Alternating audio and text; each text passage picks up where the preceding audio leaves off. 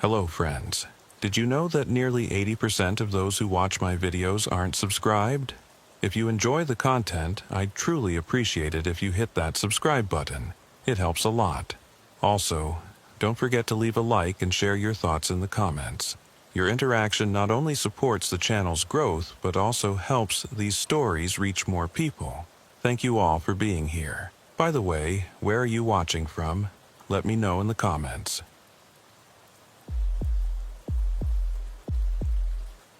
The snow had been falling for 12 hours straight when Officer Earl received the dispatch call. It was 2:47 a.m. on a Tuesday night in February, and the temperature had dropped to 7 degrees below zero. The small town of Millbrook, Wisconsin, was buried under 3 feet of fresh powder, with more coming down every minute. Earl had been patrolling the empty streets for the past 4 hours, watching for stranded motorists and checking on the elderly residents who lived alone in the older neighborhoods. Unit 7, we have a possible home invasion in progress at 1847 Maple Street. Caller is an elderly female. Says someone is in her house. She's locked herself in the bathroom. Earl grabbed his radio immediately. Unit 7 responding. ETA 3 minutes. The windshield wipers struggled against the heavy snow as Earl navigated through the deserted streets. Maple Street was in the oldest part of town, where houses built in the 1940s sat on large lots surrounded by ancient oak trees. Most of the residents were retirees who had lived there for decades. Crime was almost non-existent in this neighborhood, which made the call all the more concerning. Unit 7, be advised, caller identifies herself as Mildred Harrison, age 78, lives alone. Says she heard glass breaking about 10 minutes ago, then footsteps in her house. She's in the upstairs bathroom with the door locked. Earl's 23 years on the force had taught him that home invasions targeting the elderly were particularly dangerous. Criminals who preyed on older victims were often more violent, knowing their victims couldn't fight back effectively. The snowstorm would delay any backup by at least 15 minutes, maybe more. He would be going in alone. As he turned onto Maple Street, Earl killed his headlights and approached the house slowly. 1847 was a 2-story colonial with white siding and black shutters, barely visible through the falling snow. The porch light was on, casting a yellow glow over the front steps, but the rest of the house was dark. Earl parked 3 houses down and approached on foot, his boots crunching through the fresh snow. The first thing he noticed were footprints leading from the street to the side of the house. They were fresh, maybe 20 minutes old at most, already partially filled with new snow. Earl followed them carefully, his hand resting on his service weapon. The prints led around to the back of the house, where he found a basement window broken, glass scattered on the snow beneath it. Earl keyed his radio quietly. Dispatch, Unit 7. I've got forced entry through a basement window at the rear of the residence. Requesting immediate backup. Copy that, Unit 7. Backup is en route, but the roads are bad. Estimate 15 to 20 minutes. 20 minutes. Too long to wait with an elderly woman trapped in her bathroom and an intruder in the house. Earl made his decision. He would go in through the front door, which appeared intact. Better to enter from an unexpected direction than follow the intruder's path through the basement. Earl climbed the front porch steps carefully, avoiding the creaky boards he could identify even under the snow. The front door was locked. He had Mildred's phone number from dispatch and called it quietly. Mrs. Harrison? This is Officer Earl with the Millbrook Police. I'm outside your house. Are you safe? The voice that answered was thin and frightened, barely above a whisper. Oh, thank God. Yes, I'm in the bathroom. I can hear him downstairs. He's going through my things. Stay where you are, ma'am. Keep the door locked. I'm coming in. Earl tried the door handle again, then noticed a ceramic frog near the doormat. The universal hiding spot for spare keys in small towns. Sure enough, underneath was a key. He inserted it slowly, wincing at every small sound. The door opened into a dark foyer. Earl stepped inside, closing the door silently behind him. The house smelled of potpourri and old wood, the comforting scent of a grandmother's home. Earl could hear movement from somewhere below. Drawers being opened, items being moved. The intruder was still in the basement. Earl moved through the foyer into the living room, his flashlight off to avoid announcing his presence. His eyes were adjusting to the darkness, and he could make out the shapes of furniture, a piano against one wall, family photos covering every surface. A staircase led up to the second floor where Mildred was hiding. Another door near the kitchen presumably led to the basement. Earl positioned himself where he could watch both, then keyed his radio on its lowest setting. "Dispatch, Unit 7, I'm inside the residence. Suspect appears to be in the basement. Victim is secure upstairs."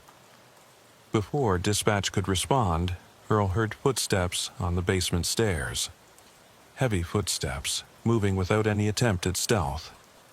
The intruder thought he had all the time in the world with an elderly woman cowering upstairs. The door to the basement began to open. Earl raised his weapon and flashlight simultaneously. "Police!" "Don't move." The figure in the doorway froze. In the harsh beam of Earl's flashlight stood a man, probably mid-30s, wearing dark clothing and a ski mask. His hands were full of what looked like jewelry boxes and silverware. For a moment, neither moved. Then the suspect dropped everything and ran. Not toward Earl, but back down the basement stairs, moving faster than Earl would have expected. Earl followed, shouting, "Stop! Police!" The basement was cluttered with decades of accumulated possessions. Old furniture, boxes of Christmas decorations, a washer and dryer. The suspect navigated it like he knew the layout, heading straight for the broken window. Earl caught up just as the man was trying to squeeze through the window. He grabbed the suspect's leg and pulled hard. The man fell back into the basement, then spun and swung at Earl with something metal, a crowbar he must have used to break in. Earl dodged, but the tool caught his shoulder, sending a shock of pain down his arm. The suspect swung again, and this time Earl was ready. He caught the man's wrist and twisted, using a technique drilled into him during training. The crowbar clattered to the floor. They grappled in the dim basement, knocking over boxes and sending their contents spilling across the concrete floor. The suspect was younger and desperate, but Earl had training. Finally, Earl managed to get the suspect on the ground, face down, and pulled out his handcuffs. The man struggled, but Earl got one wrist cuffed, then the other. Only then did he realize he was breathing hard, his shoulder throbbing where the crowbar had connected. "Unit 7? Suspect in custody," he panted into his radio. "Need that backup and medical for a shoulder injury." "Copy that, Unit 7. ETA 5 minutes. Earl pulled the ski mask off the suspect. The face underneath was unfamiliar. A young man with hollow cheeks and desperate eyes, probably looking for items to sell for drug money. But something about him seemed off. His eyes weren't focused on Earl, but on something behind him, and his expression had changed from anger to fear. "You don't understand," the suspect said. "I wasn't robbing her. I was trying to get her out." "Save it for booking," Earl said, but the man continued. "Check on her. The old lady, she called you, right? Go check on her right now." Something in the man's voice made Earl uneasy. He pulled the suspect to his feet and half-dragged him to the basement stairs, cuffing him to the railing. Then he went upstairs, calling out, "Mrs. Harrison, it's Officer Earl. I have the intruder in custody. You can come out now." No response. Earl climbed to the second floor. The bathroom door was still closed. He knocked gently. "Mrs. Harrison, are you all right?" Still nothing. Earl tried the handle. Locked. He knocked harder. "Mrs. Harrison, please answer me." The silence was deafening. Earl stepped back and kicked the door. It took 3 tries before the old lock gave way and the door swung open. The bathroom was empty. The window was closed and locked from the inside. There was nowhere to hide. It was a small bathroom with a tub, toilet, and sink. But Mildred Harrison was not there. Earl felt his blood run cold. He searched the other rooms upstairs quickly. All empty. The beds were made, everything in perfect order. In what must have been Mildred's room, he found a purse on the dresser with a wallet inside. The driver's license photo showed an elderly woman with white hair and kind eyes. Mildred Harrison, age 78, the same address. Earl ran back downstairs to where the suspect was cuffed. "Where is she? What did you do with her?" The young man looked up at him with those hollow eyes. "I told you, I was trying to get her out. But I was too late." "Check the kitchen." Earl moved to the kitchen, his weapon drawn again. At first, everything looked normal. Clean counters, dishes in the drying rack. Then he saw it. On the kitchen table was a newspaper, dated February 15th. Today was February 22nd, a week old. Next to it was a coffee mug with mold growing on the remnants of coffee inside. His radio crackled. "Unit 7. Backup is arriving now." Earl heard sirens approaching, saw flashing lights through the windows. He walked back to the suspect. "How long has she been gone?" "I don't know exactly. My grandmother lived next door. She was friends with Mrs. Harrison. Gran died 2 months ago, and I came to clean out her house this week. I noticed Mrs. Harrison's mail piling up, newspapers on the porch. I knocked. No answer. Tonight I saw someone inside with a flashlight moving around. I thought maybe she had fallen or something, so I broke in to check." "You're saying you're not a burglar?" "Look at what I was carrying. Those aren't valuable jewelry boxes. They're full of medication. I was trying to figure out what she took, if she overdosed or something. I found her purse, her wallet, everything still here. But no Mildred."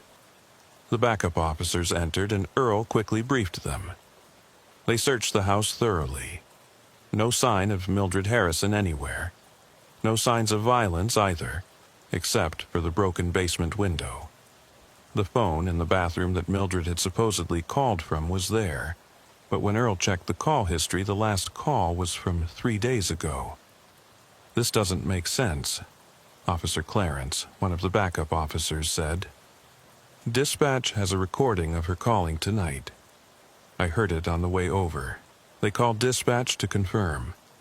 Yes, a woman identifying herself as Mildred Harrison had called from this address at 2:35 a.m. They had her on tape, describing an intruder, saying she was locked in the upstairs bathroom. The call had come from the landline registered to this address, but the phone company records would later show no call was made from that number at that time." The backup officers stood in Mildred Harrison's living room, snow melting off their boots onto the hardwood floor. Officer Clarence was on his radio with dispatch, trying to make sense of the impossible situation. The recorded 911 call was clear. A frightened elderly woman claiming someone had broken into her house. But all evidence suggested Mildred Harrison had been missing for days before that call was made. "Check it again," Clarence was saying into his radio. "The caller ID, the phone records, everything." Earl turned to the suspect, who was now sitting on the couch with his hands still cuffed. "What's your name?" "Chester Williams. My grandmother was Dorothy Williams. She lived at 1845, right next door." Chester's eyes darted between the officers. "Look, I know how this looks, but I'm telling you the truth." I've been staying at my grandmother's house all week, cleaning it out for the estate sale. I knew something was wrong here. Earl studied Chester's face. The young man didn't have the look of a typical burglar. No track marks, no gang tattoos. His clothes were clean if a bit worn. Tell me exactly what you saw. Chester took a deep breath. I got to my grandmother's house on Sunday. First thing I noticed was Mrs. Harrison's mail overflowing from her box. That wasn't like her. Gran always said Mildred was particular about everything, kept her yard perfect, collected her mail every day at exactly 3 p.m. I knocked on her door Sunday evening, Monday morning, Monday evening. No answer. Why didn't you call the police then? Clarence interjected. I thought maybe she was visiting family or in the hospital. But then tonight, around 2 a.m., I couldn't sleep. Gran's house feels weird without her, you know. I was looking out the window, and I saw a light moving around in here. Not a normal light, like someone with a flashlight. It moved from room to room, real slow and deliberate. Earl exchanged glances with Clarence. What did you do? I watched for maybe 10 minutes. The light went upstairs, came back down, went to the basement. I thought maybe Mildred had come back and was looking for something. But something felt wrong about how the light was moving. Too careful, like someone who didn't want to be seen. Chester shifted on the couch, his cuffs clinking. I came over and rang the doorbell. No answer. I could still see the light inside, but it had stopped moving, like whoever it was had heard me. I went around back, and that's when I saw the basement window was already broken. Not by me, it was broken from the inside out. Earl walked to the basement to check. Chester was right. The glass shards were mostly on the outside, in the snow. Someone had broken it from within the house. So, you went in through the window? Earl asked when he returned. Yeah, I know I shouldn't have, but I was worried about Mrs. Harrison. The basement was a mess. Boxes everywhere. Stuff spilled on the floor. I found some of her medication bottles scattered around. That's what I was collecting when you arrived. I was trying to see if she had taken something, if maybe she had dementia or something and wandered off. The radio crackled again. Dispatch had more information.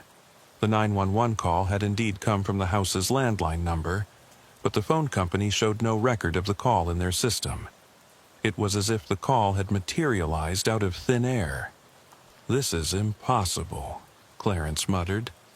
Calls don't just appear in our system without going through the phone company. Earl walked to the kitchen and picked up the wall-mounted phone. He hit redial. The last number called was to a doctor's office, dated 3 days ago, according to the caller ID. He scrolled through the recent calls. Nothing from tonight. Chester, you said you saw a light moving around. Did you see who was holding it? Chester shook his head. Just the light. But he paused, seeming to debate whether to continue. But what? This is going to sound crazy, but the light didn't move like a person carrying a flashlight. It was too smooth, too steady, like it was floating. Clarence scoffed, but Earl held up a hand. In his experience, witnesses often held back details they thought sounded unbelievable, and those details were sometimes the most important. Let's search the house properly, Earl said. Every room, every closet. Chester, you're coming with us.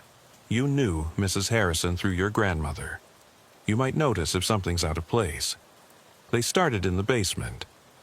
It was indeed chaotic, but Chester pointed out that some of the mess seemed old. Dust on overturned boxes, cobwebs already formed over spilled contents. But other disturbances were fresh. A clear path had been made through the clutter, leading from the stairs to the broken window. In a corner, Earl found something odd. A pile of women's clothing, neatly folded. A floral dress, cardigan, stockings, and sensible shoes. The kind of outfit an elderly woman might wear to church. "Are these Mrs. Harrison's?" he asked Chester. Chester looked closer. "That's what she was wearing the last time I saw her. Gran's funeral, 2 months ago. She gave me a hug, told me Dorothy was the best friend she ever had. The clothes were clean, no signs of violence, just neatly folded and placed in the corner like someone had carefully removed them." They moved upstairs. Mildred's bedroom was pristine, the bed made with military precision. Her medications were lined up on the nightstand: heart medication, blood pressure pills, vitamins.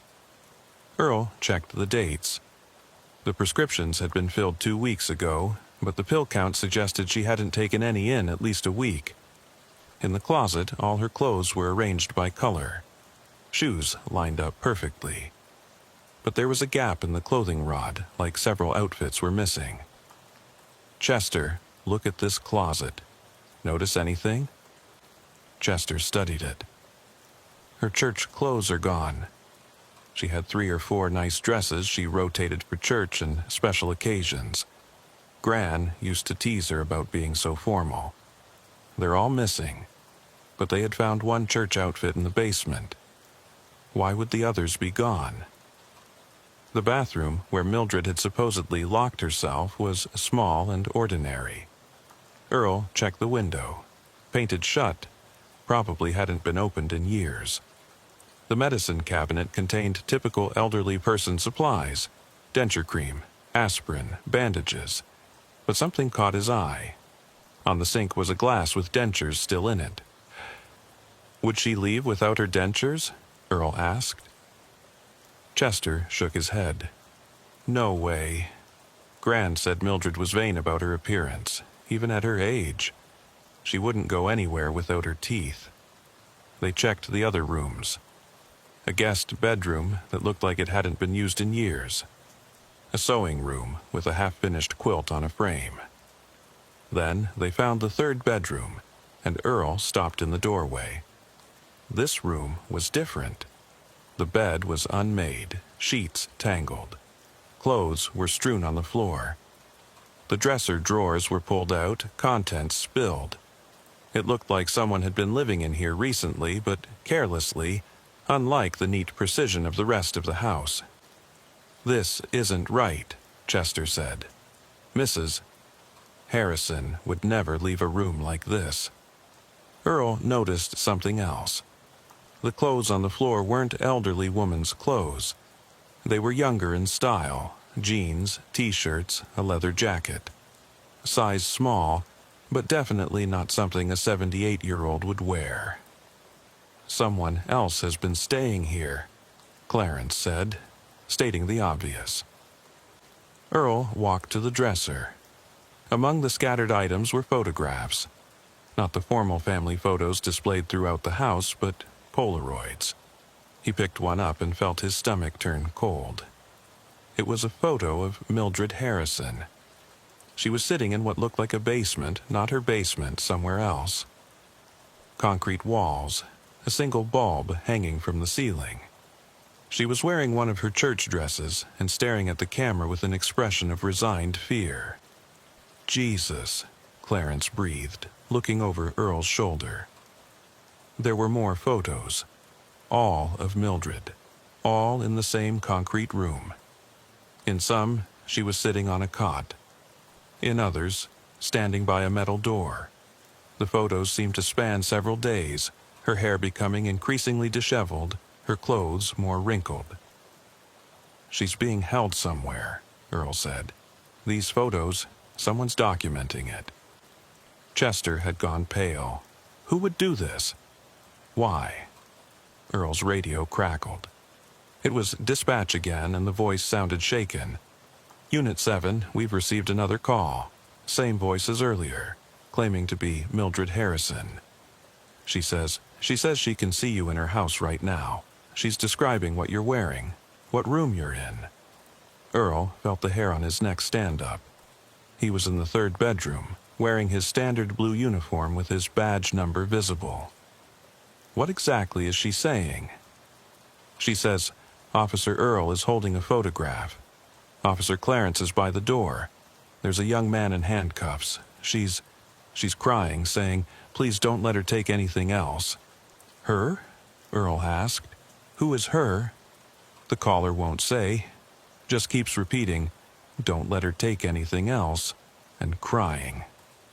Earl looked around the room more carefully. In the corner was a small camera, the kind used for home security, but it was turned off, unplugged. The red recording light was dark. "Trace the call," Earl ordered. "Get an exact location." While they waited, Earl continued examining the photos. In the background of one, he could make out part of a sign on the wall. It was partially obscured, but he could see Orage Uni, and below it, Mate Kant. "Storage unit," Clarence said. "Climate controlled." Chester suddenly spoke up. "There's a storage facility about 3 miles from here, Millbrook Self-Storage. Gran had a unit there for years. She gave me the key before she died, said everything in it was mine." Earl turned to him. "Do you still have that key?" Chester nodded. "It's at Gran's house. Unit 47. Clarence, stay here with Chester. Keep searching the house. I'm going to check that storage facility." "Earl, wait for backup." But Earl was already moving. Something about this whole situation felt urgent, like time was running out. The snow had let up slightly, but the roads were still treacherous. He drove as fast as he safely could, his mind racing. The storage facility was on the outskirts of town, surrounded by a chain-link fence. The gate was supposed to be locked after 10 p.m., but it was standing open. Earl drove through, his headlights sweeping across rows of identical storage units. Unit 47 was in the back corner. Earl approached carefully, his hand on his weapon. The padlock was hanging open. He could hear something inside. A soft humming, like someone singing to themselves. He pulled the door open. Inside, illuminated by a battery-powered lantern, was an elderly woman. But it wasn't Mildred Harrison. This woman was younger, maybe in her 60s, with wild gray hair and bright manic eyes. She was sitting at a folding table, speaking into a cell phone. "Yes, he's here now," she was saying in a perfect imitation of an elderly woman's voice. "The officer is here. He's found my secret room." Earl recognized the voice. It was the same one from the 911 calls. The woman looked up at him and smiled. "Hello, Officer Earl. Mildred's been waiting for you." "Where is Mildred Harrison?" Earl demanded, his weapon drawn but pointed at the ground. The woman stood up slowly. She was wearing one of Mildred's church dresses, but it hung loose on her thinner frame. "I am Mildred Harrison. I've always been Mildred Harrison. Ever since Dorothy died and left me all alone. You're not Mildred. Where is she?" The woman's smile widened. "Dorothy was my only friend. When she died, Mildred didn't even cry at the funeral. Just hugged Chester and went home to her perfect little life. But Dorothy was everything to me. We were in the nursing home together before I got better and they let me out. Dorothy understood me. Mildred never did." Earl kept his weapon ready but tried to keep his voice calm. "What's your name?" "I told you. I'm Mildred now. The other one. She didn't deserve that name, didn't deserve that house, didn't deserve Dorothy's friendship. Where is the real Mildred?" The woman gestured to the back of the storage unit. There was another door, leading to an adjoining unit. Earl moved carefully, keeping an eye on the woman. He opened the door. The adjoining unit had been converted into a crude living space. A cot, a portable toilet, a small refrigerator running off a generator. And on the cot, lying very still, was Mildred Harrison. Earl rushed to the cot, keeping one eye on the woman who claimed to be Mildred. The real Mildred Harrison was unconscious but breathing, her chest rising and falling slowly. She was wearing one of her church dresses, but it was dirty and wrinkled. Her white hair was matted, and there were restraint marks on her wrists. "What did you do to her?" Earl demanded, reaching for his radio to call for an ambulance. The woman, the imposter, laughed. It was a strange, childlike sound. "I gave her something to help her sleep." She was so noisy at first, crying and begging. But I explained to her that I needed to learn. I needed to become her. Dorothy would have wanted us to be friends. Earl called for backup and an ambulance, giving the location. Then he checked Mildred's pulse. It was weak, but steady. There were 4 marks on her arm, and several empty IV bags in a trash bin nearby. The woman had been keeping her hydrated at least. "How long has she been here?" Earl asked. "Since Dorothy's funeral. 2 months. Well, not here exactly. We moved around a bit. I had to find the right place. Dorothy's storage unit seemed fitting, don't you think? A place where memories are kept." Earl noticed a notebook on a shelf. He picked it up, flipping through it while keeping his weapon ready. It was filled with observations about Mildred Harrison, her daily routine, her manner of speaking, her favorite phrases, phone numbers of her friends, her doctor, her church. The woman had been studying Mildred like a scientist studying a specimen. "You've been calling her friends, pretending to be her," Earl said. "I had to practice." The voice was easy. I've always been good with voices. But the words, the way she talked about things, that took time. I called her doctor to cancel appointments. Called her church friends to say she was visiting family. I've been living in her house for a week now, being her. And tonight? The 911 call? The woman's expression darkened.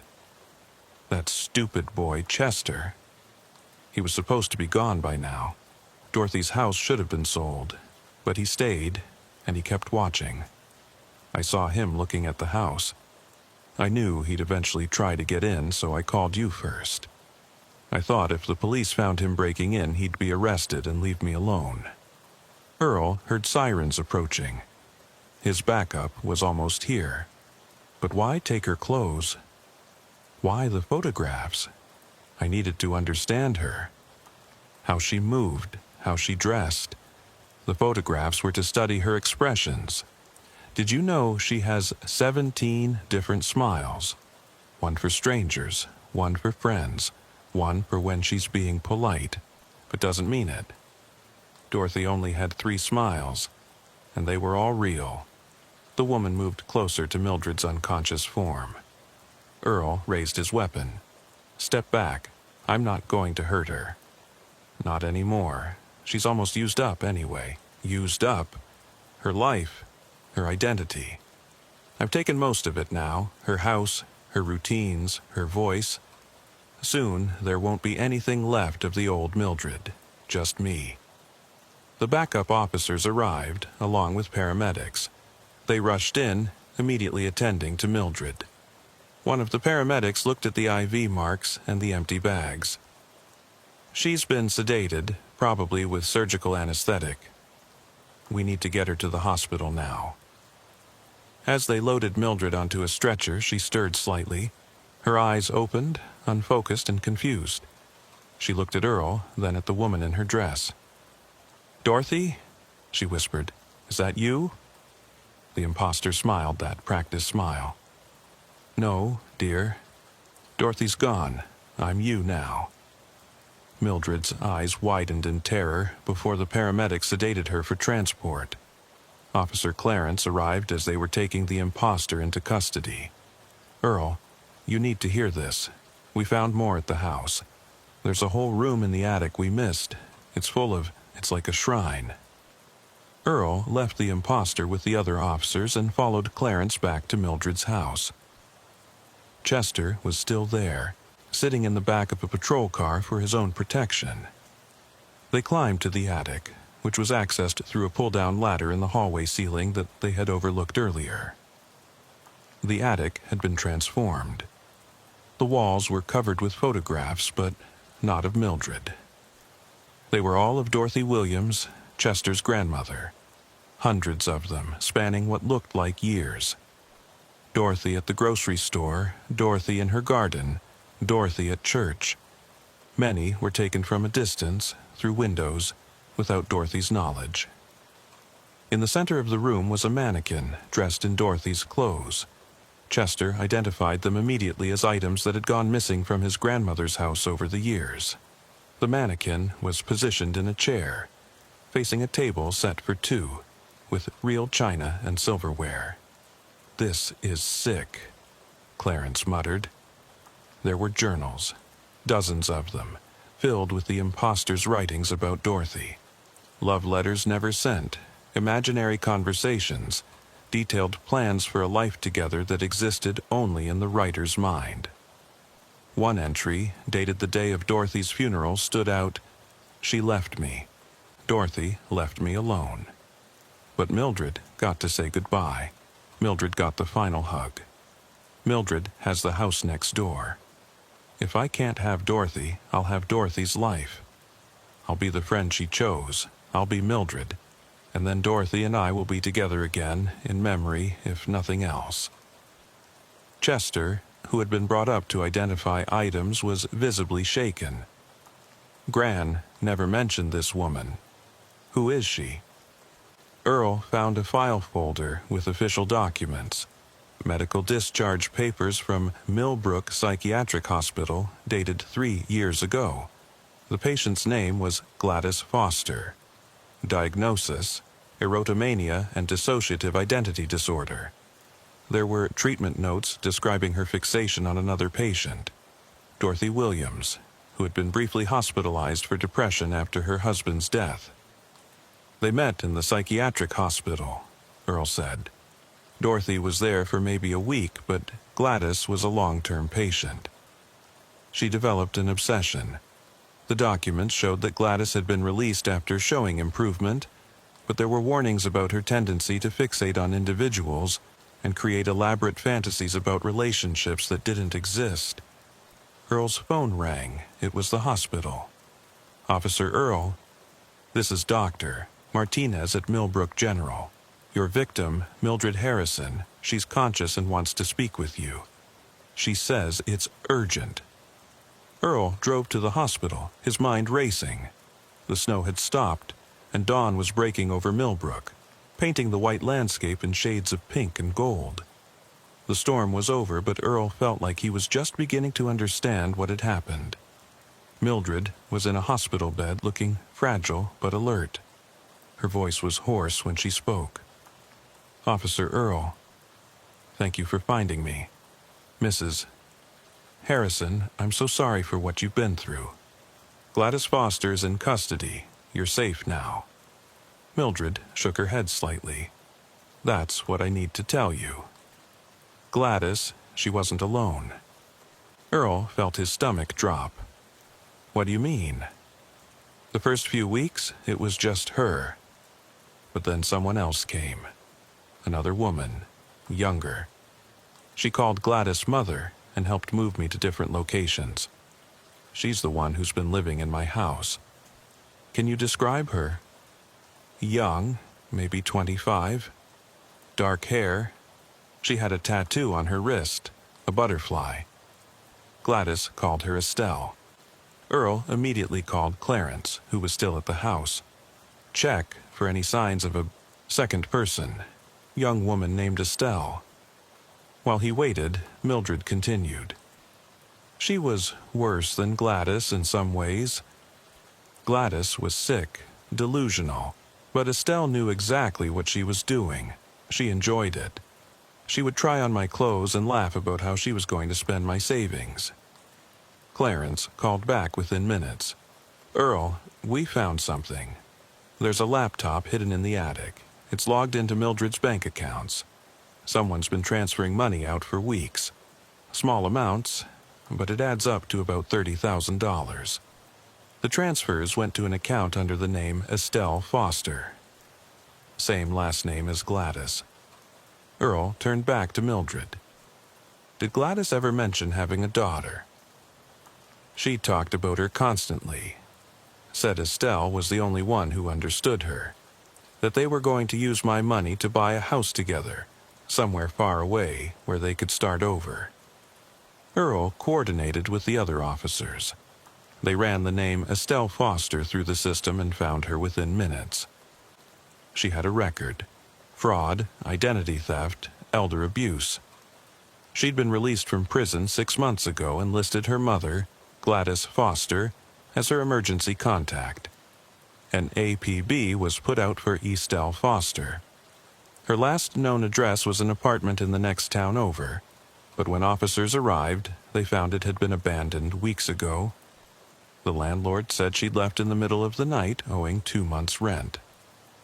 Back at the hospital, Mildred was growing tired. The doctors wanted her to rest, but she insisted on telling Earl everything. They had it all planned. Gladys would become me, and Estelle would pretend to be my niece from out of state. They'd already contacted a real estate agent about selling my house. They had forged documents, power of attorney, everything. If Chester hadn't noticed, something was wrong. She trailed off, exhaustion taking over. Earl let her rest and returned to the station where Gladys was being held. She was in an interview room, still wearing Mildred's dress, humming to herself. "Where's Estelle?" Earl asked directly. Gladys looked up with those bright, manic eyes. "Estelle who?" "Your daughter. We know she was helping you." "I don't have a daughter. I've never had children. Dorothy and I were going to adopt once we got married." "Dorothy's dead, Gladys." "She's been dead for 2 months." Gladys's expression didn't change. "No, Dorothy's waiting for me. She's at home making dinner. Pot roast, my favorite. We're going to eat together just like always." Earl realized he wasn't going to get anything useful from Gladys. Her delusions were too strong. But Estelle was still out there, and she had Mildred's money and possibly her identification documents. The search for Estelle Foster continued for 3 days. During that time, more information came to light. She had been visiting her mother at the psychiatric hospital for years, and staff remembered her as manipulative and cruel.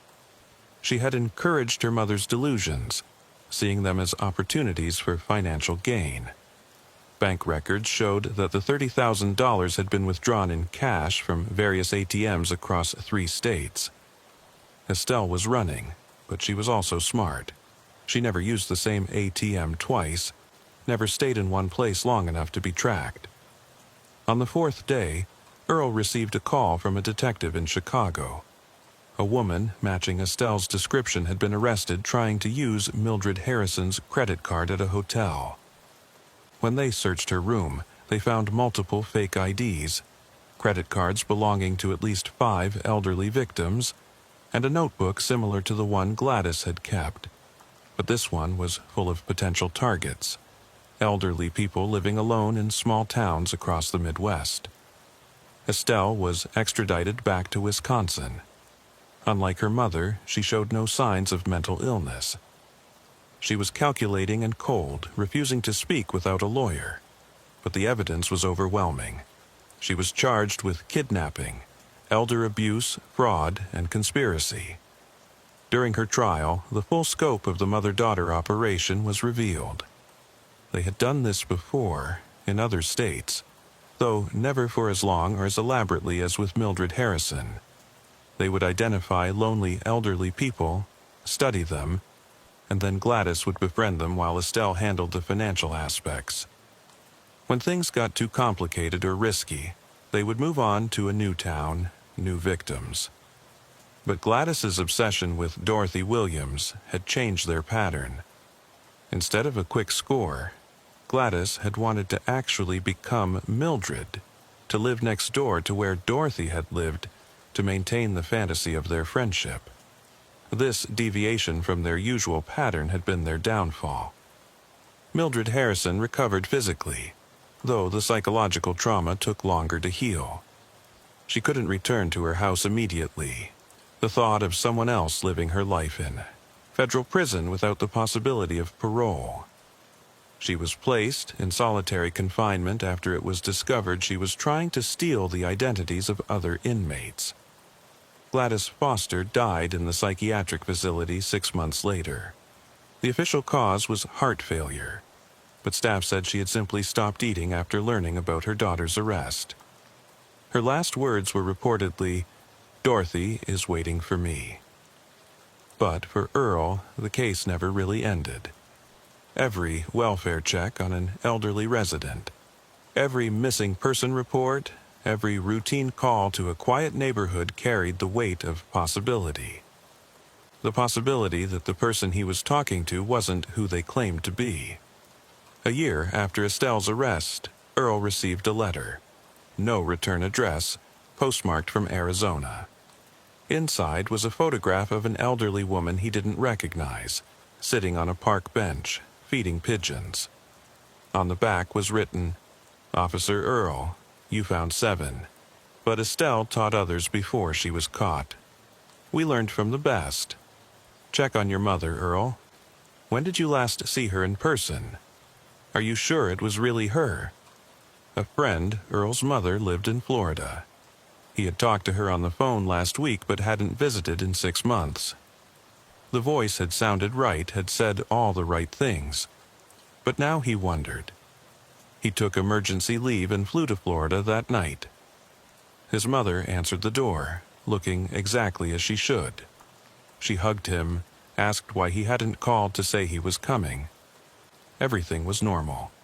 But Earl found himself studying her face, her mannerisms, the way she moved through her own house. She noticed his scrutiny. "What's wrong, honey?" "You're looking at me strangely." "Just a difficult case, Mom." "It's made me paranoid." She made his favorite dinner, told the same stories she always told, laughed at the same old jokes. She was perfectly herself. Or was she perfect at being herself? Earl stayed for 3 days, and by the end, he was satisfied. This was his mother. But the doubt that had been planted would never fully go away. Every interaction with anyone, especially elderly people living alone, carried that seed of uncertainty. On his flight back to Wisconsin, Earl read through the case files one more time. Estelle had been right about one thing. They had only found the ones she wanted them to find. How many others had learned her techniques?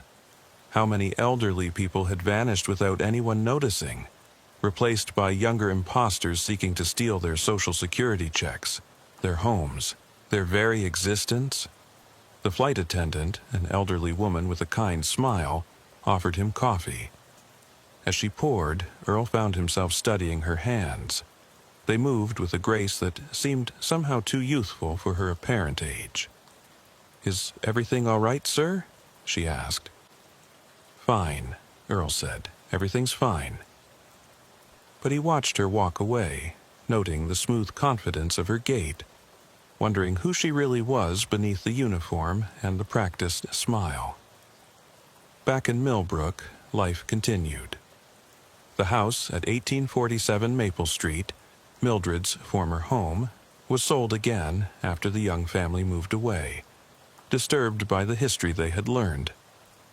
It stood empty now, a for sale sign slowly being covered by snow.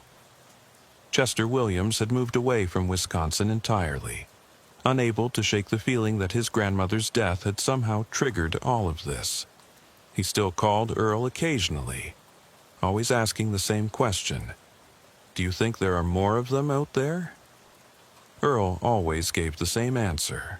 "I don't know." But he did know, or at least he suspected. The techniques Gladys and Estelle had developed were too sophisticated, too effective, to die with their imprisonment. Somewhere, in some quiet town, an elderly person was living alone, maintaining their routine, paying their bills, talking to their neighbors, and somewhere else, someone was watching them, taking notes, learning their habits, preparing to become them. Earl continued his patrols through Millbrook's quiet streets. He checked on elderly residents more frequently now, looking for signs he wasn't even sure how to recognize. A gesture that seemed too young, a phrase that sounded rehearsed, a smile that didn't quite reach the eyes. The snow continued to fall on Millbrook, covering the town in its pristine white blanket, hiding the footprints of whoever might be walking through the night, approaching houses where elderly residents slept alone, unaware that someone was about to steal the one thing they thought could never be taken, their very selves. On his last patrol before retirement, 5 years after that first snowy night at Mildred Harrison's house, Earl drove past 1847 Maple Street one final time.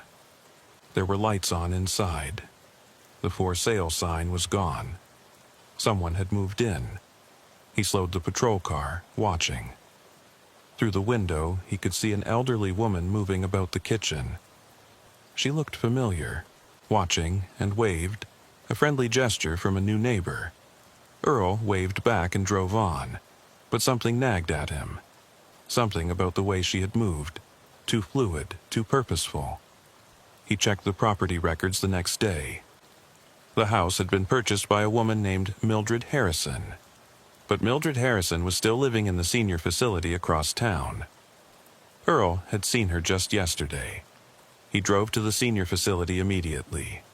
Mildred was in the common room, playing cards with friends. She looked up as he entered, smiled warmly. "Officer Earl." "How nice to see you, though I guess it's just Mr. Earl, now that you're retired." "Mildred, did you buy your old house back?" She looked confused. "My old house? No, dear. Why would I do that? I'm happy here." Earl's blood ran cold. "Someone bought it using your name." Mildred's face paled. "That's not possible. Who would?" But they both knew who would, or rather they knew what kind of person would. Earl called his replacement at the police department, Officer James Mitchell, young and eager but inexperienced with this particular type of case. Mitchell promised to investigate, but Earl could hear the skepticism in his voice. After all, identity theft was usually about credit cards and bank accounts, not about becoming someone entirely. That night, Earl sat in his living room, officially retired but unable to let go. He thought about calling the FBI, but what would he say? That someone had bought a house using a living person's name. It happened all the time with identity theft, but he knew this was different. This was the continuation of something that had never really ended. His phone rang. The caller ID showed Mildred Harrison's number from the senior facility. He answered. "Earl." It was Mildred's voice, but something was off. It was too steady, too calm. "I wanted to thank you for everything you did for me. I'm going home now." "Mildred, where are you?" "I'm at my house, 1847 Maple Street, where I belong, where I've always belonged." "Mildred, stay at the senior facility. I'm calling the police." "Oh, Earl," still so concerned. "But you're retired now. Time to let go. We all have to learn to let go eventually, even of ourselves." The line went dead. Earl grabbed his keys and drove to the senior facility. Mildred was in her room, sleeping peacefully. She hadn't made any phone calls. He then drove to 1847 Maple Street. The elderly woman he had seen earlier was standing in the window, holding a phone. When she saw him, she smiled and waved again. She looked exactly like Mildred Harrison. Not similar, exact. But Mildred was across town, asleep in her bed. Earl sat in his car, staring at the woman in the window. She placed her hand on the glass, a gesture that seemed almost sympathetic. Then she turned away and disappeared into the house. He could call the police, report this, start another investigation, but he was tired. 5 years of questioning every elderly person he met, of doubting every identity, of seeing potential imposters everywhere. Maybe it was time to let go, or maybe that's what they wanted. For people like him to retire, to stop watching, to stop questioning. Earl drove home to his empty house. His wife had passed 3 years ago. His children lived in other states. He was just another elderly person living alone now, maintaining his routines, vulnerable in his isolation. That night, he installed new locks on all his doors and windows. He set up a camera system. He created a code word with his children that only the real Earl would know. Because he understood now that Estelle had been right about one fundamental thing. In a world where anyone could become anyone else, the only protection was vigilance. And even that might not be enough. The next morning, his doorbell rang. Through the peephole, he saw an elderly woman, probably in her 70s, holding a casserole dish. "Hello, I'm your new neighbor from down the street. Thought I'd introduce myself." Her voice was warm, grandmotherly. Her smile seemed genuine. She could have been anyone's elderly neighbor, bringing food to welcome someone to the neighborhood. Or she could be something else entirely. "That's very kind," Earl said through the door, not opening it. "But I'm not feeling well today." "Oh, that's perfectly fine, dear. I'll just leave this on your porch. It's my famous tuna casserole. You heat it up when you're feeling better." Earl watched through the peephole as she set the dish down and walked away. She moved like an elderly woman should move. Careful steps, one hand on the railing. Perfect, too perfect. He left the casserole on the porch. 3 days later, it was gone. He never saw who took it. The woman in Mildred's old house continued living there. The police investigated briefly but found nothing illegal. The woman had identification saying she was Mildred Harrison. The real Mildred, increasingly confused and frightened, stopped leaving the senior facility. Earl watched from his window as the imposter Mildred went about her daily routine. Mail at 3 p.m., garden watering at 4, lights out at 9:30, exactly as the real Mildred had lived. One evening, his phone rang. The caller ID showed his daughter's number in California. "Dad, how are you?" It was her voice. But Earl had installed that code word system for a reason. "What's our word, sweetheart?"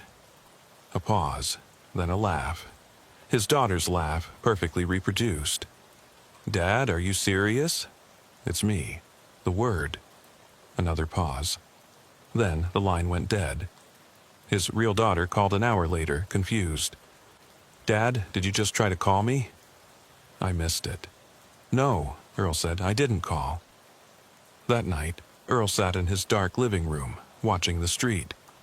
The woman who claimed to be Mildred was standing in her window again, looking directly at his house. She raised her hand slowly, pointed at him, then at herself, then made a gesture he couldn't interpret. The next morning, there was a note under his door. "Stop watching or become watched. You're retired now, Earl. Some things are better left alone. M.H. Mildred Harrison." But which one? Earl crumpled the note. He was done being passive. He called Officer Mitchell, demanded a meeting. Mitchell came by that afternoon, young and patient, but clearly skeptical. "Mr. Earl, I understand your concerns, but the woman has proper identification. She owns the house legally. There's no evidence of any crime. She's impersonating Mildred Harrison. The Mildred Harrison who is alive and well at the senior facility. How can she be impersonating someone who still exists?" It was a good question, one Earl couldn't answer without sounding insane. After Mitchell left, Earl made a decision. If the police wouldn't help, he would investigate himself. He began watching the imposter Mildred's routine, taking notes just as Gladys and Estelle had once done with their victims. But one night he realized something that chilled him to his core. His notes were wrong. The woman's routine had changed, but his notes showed it hadn't. Someone had been in his house, altering his observations. He checked his security cameras. They showed nothing. The footage from the relevant hours was simply missing. Earl barricaded himself in his bedroom that night, a baseball bat beside his bed. He didn't sleep.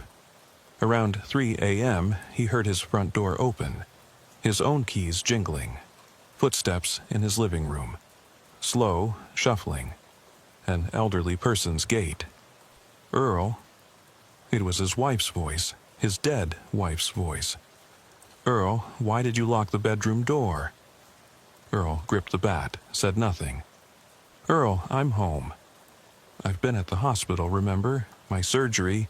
Please open the door." The voice was perfect. Every inflection, every tone his wife had used. But his wife had been dead for 3 years. "You're scaring me, Earl. Please." The doorknob turned. Locked. It turned again, more insistent. Then silence.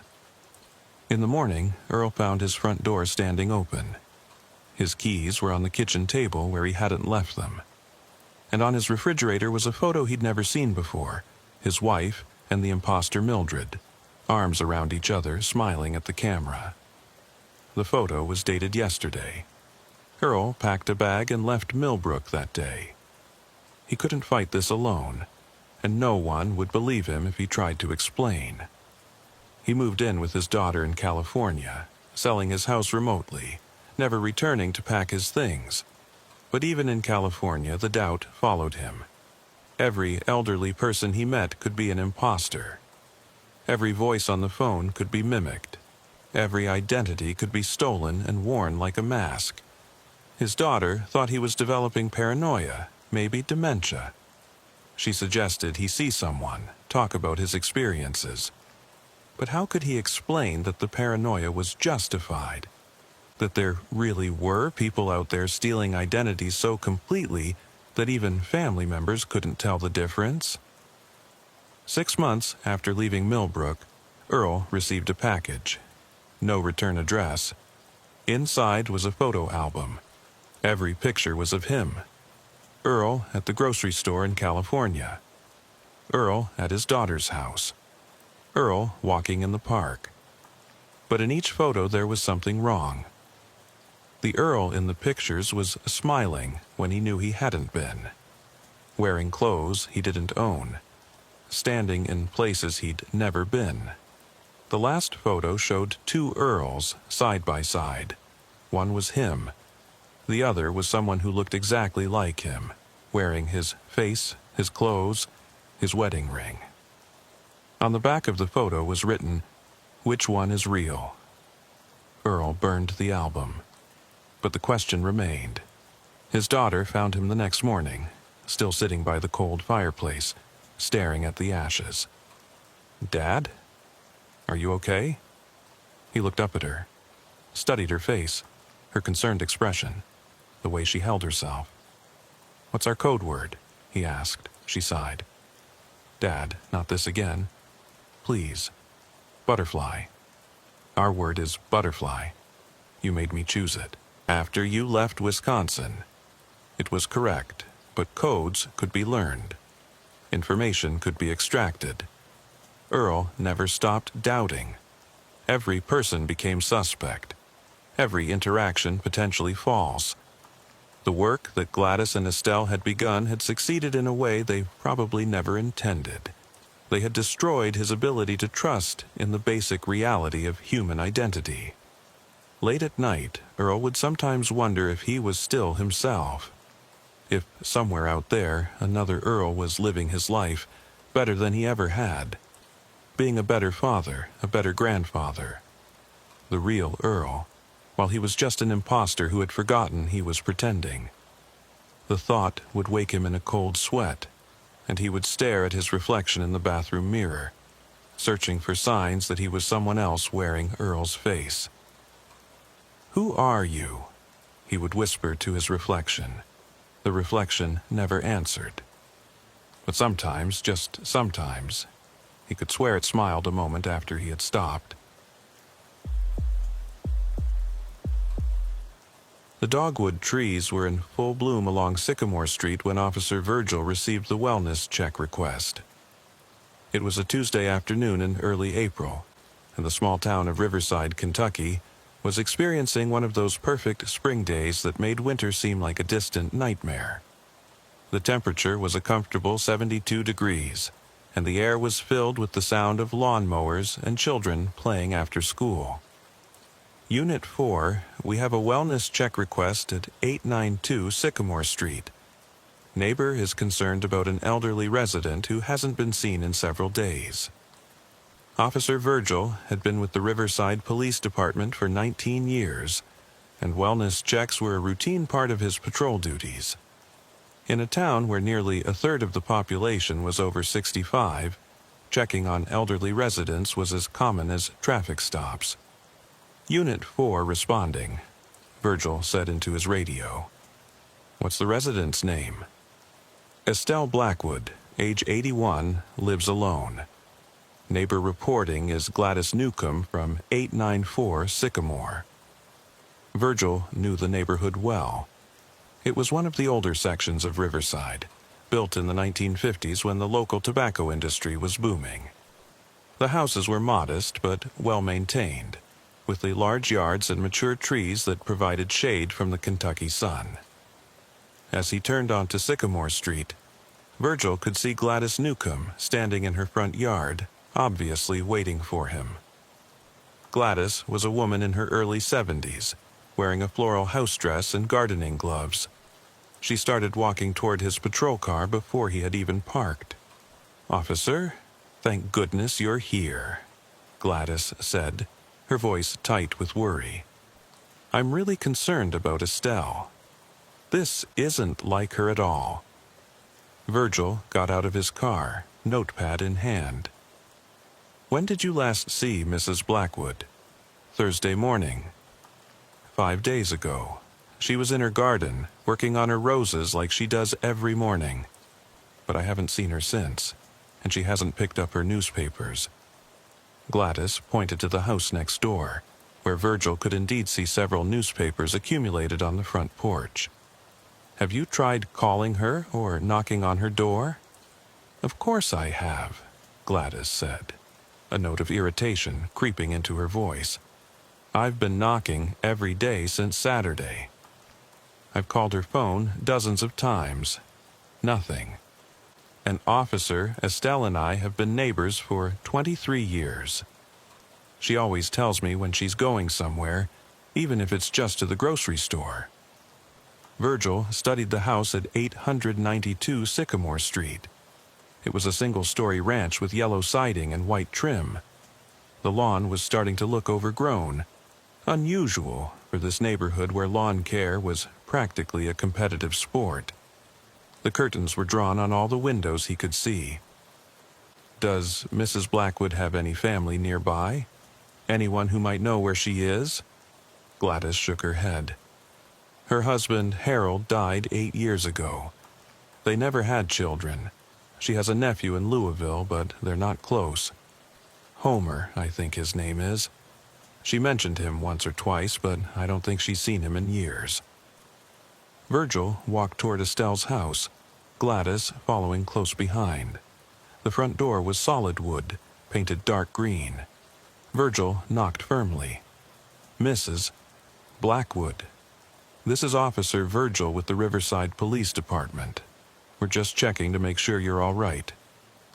Silence. He knocked again, harder this time. "Mrs.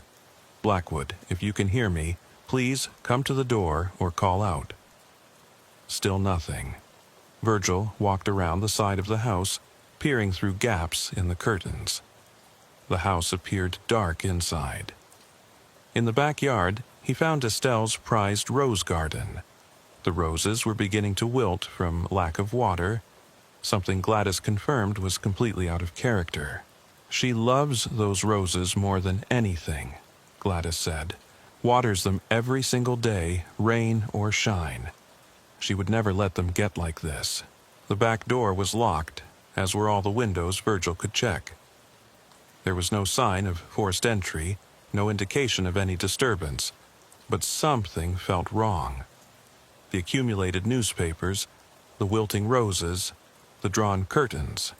It all suggested that Estelle hadn't been home for days. "I'm going to have to enter the house," Virgil told Gladys, "for her safety." "Oh, thank God, I've been so worried." Virgil returned to his patrol car to call for backup, standard procedure for entering a residence during a wellness check. While he waited, he asked Gladys more questions about Estelle. "What's her health like? Any medical conditions?" "She's remarkably healthy for her age," Gladys said. "Still drives herself to the grocery store and church. She had a hip replacement 2 years ago, but she recovered completely. Takes medication for blood pressure, but that's about it." "Any signs of confusion or memory problems?" "None at all, sharp as a tack. She does the crossword puzzle every morning and reads at least 2 books a week. We play bridge together every Wednesday with some other ladies from church." "And she missed this week's game?" "Yes, didn't call or anything, just didn't show up. That's when I really started to worry. Officer Clarence arrived as backup within 10 minutes. He was younger than Virgil, only 5 years on the force, but reliable and thorough. Together they approached the front door. "Mrs. Blackwood, this is the police. We're concerned for your safety and are going to enter your home," Virgil announced loudly. They tried the door handle, locked. Virgil checked under the doormat and in the obvious hiding spots for a spare key, but found nothing. "Gladys, do you know if she keeps a spare key anywhere?" "She used to keep one under that ceramic frog by the steps, but she moved it after there were some break-ins in town last year. I'm not sure where she keeps it now." Virgil made the decision to force entry. Using a pry bar from his patrol car, he carefully worked the door open, trying to minimize damage. The door swung inward, revealing a dark foyer. "Mrs. Blackwood, Police Department." The house was silent except for the ticking of a grandfather clock in the living room. Virgil and Clarence entered carefully, hands on their weapons but not drawn. The smell hit them immediately. Not the smell of death, which Virgil had unfortunately encountered before, but something else. Stale air, rotting food, and something chemical like cleaning products. The living room was tidy but dusty, as if it hadn't been disturbed in days. Family photos covered the mantel and side tables. Estelle and her late husband at various stages of their life together. The television was off. The remote control placed precisely on the coffee table. They moved to the kitchen. Here, they found the source of the rotting smell. A half-eaten sandwich on the counter covered in mold. A cup of coffee sat beside it, a film of mold floating on the surface. Virgil checked the date on the milk in the refrigerator. It had expired 6 days ago. "She was interrupted during a meal," Clarence observed. "Just got up and left?"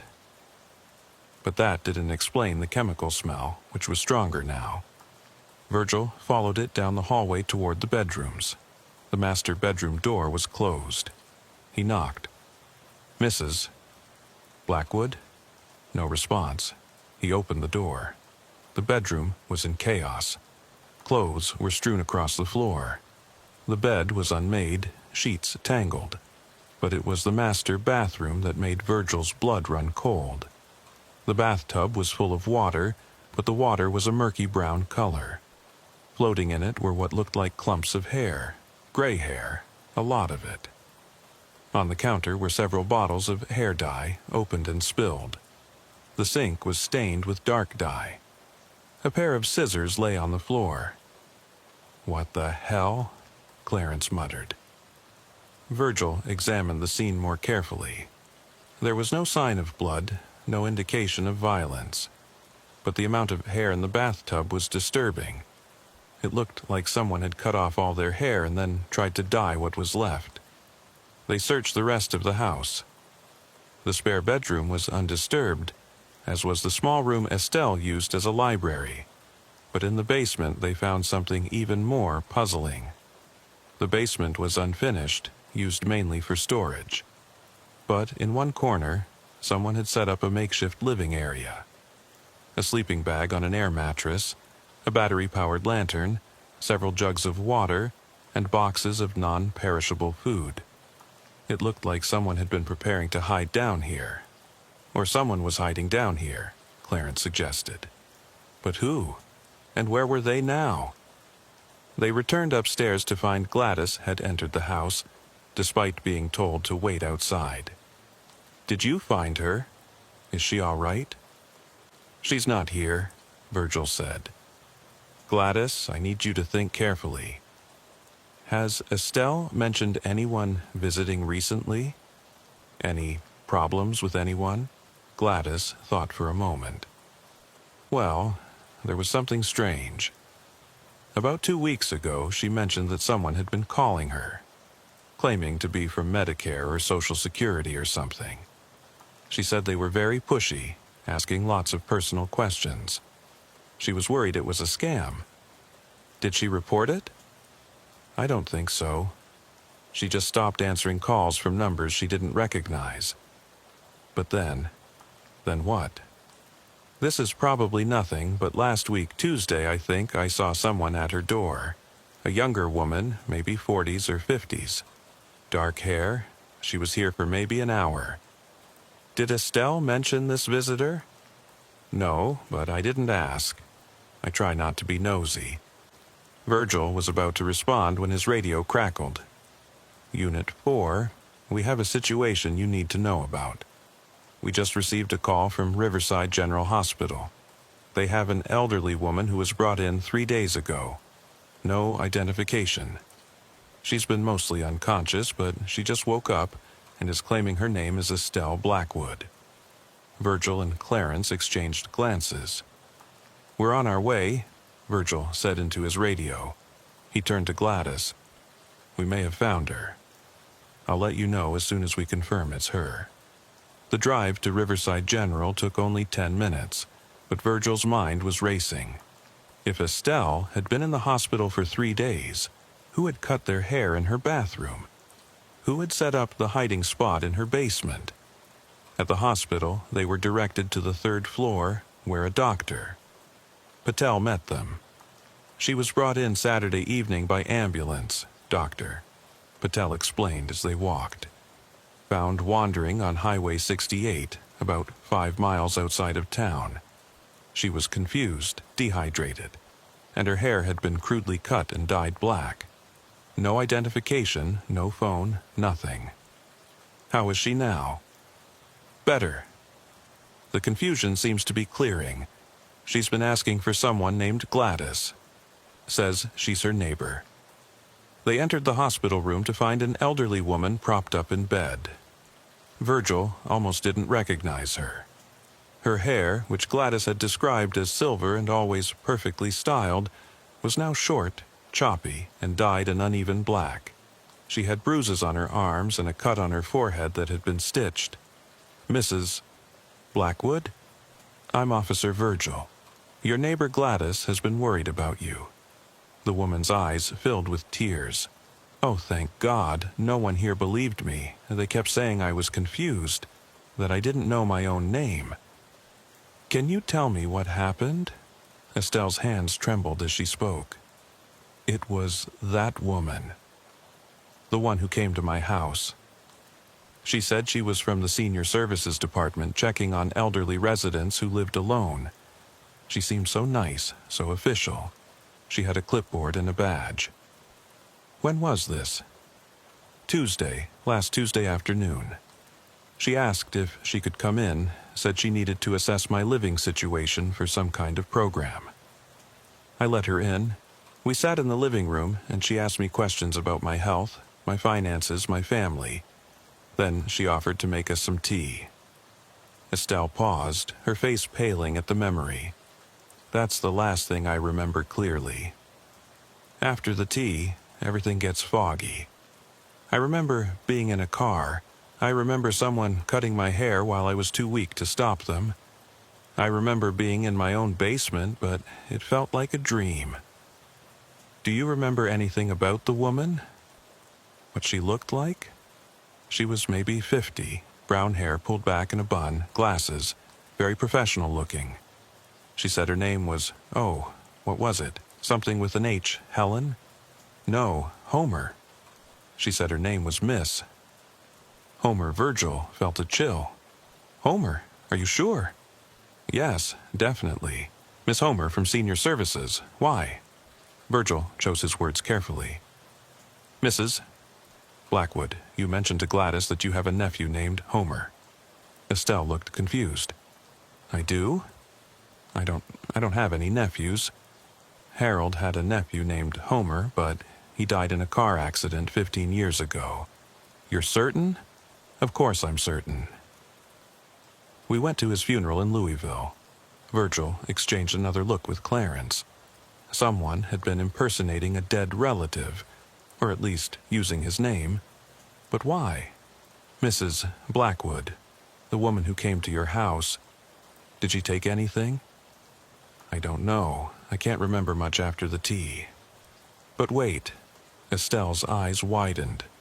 My lockbox, I kept it in my bedroom closet. It had all my important papers. Birth certificate, Harold's death certificate, the deed to the house, our social security cards. I remember her asking about it. I told her about it when she was asking about my documents for the Senior Services program.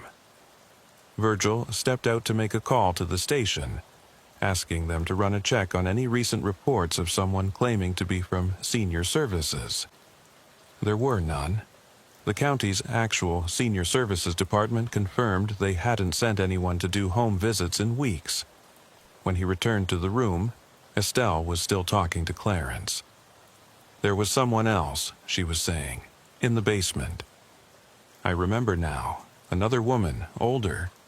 She kept calling me by the wrong name. She called me Gladys. She called you Gladys? Your neighbor's name? Yes, she kept saying, Gladys, you need to drink this. Gladys, we're going to take good care of you. I tried to tell her I was Estelle, but she wouldn't listen. Or maybe I couldn't speak. It's also confused. Virgil's radio crackled again. It was dispatch. Unit 4. We have another situation. A woman just walked into the station claiming to be Estelle Blackwood. She says someone has stolen her identity and is in the hospital pretending to be her. Virgil stared at the elderly woman in the hospital bed, then at his radio.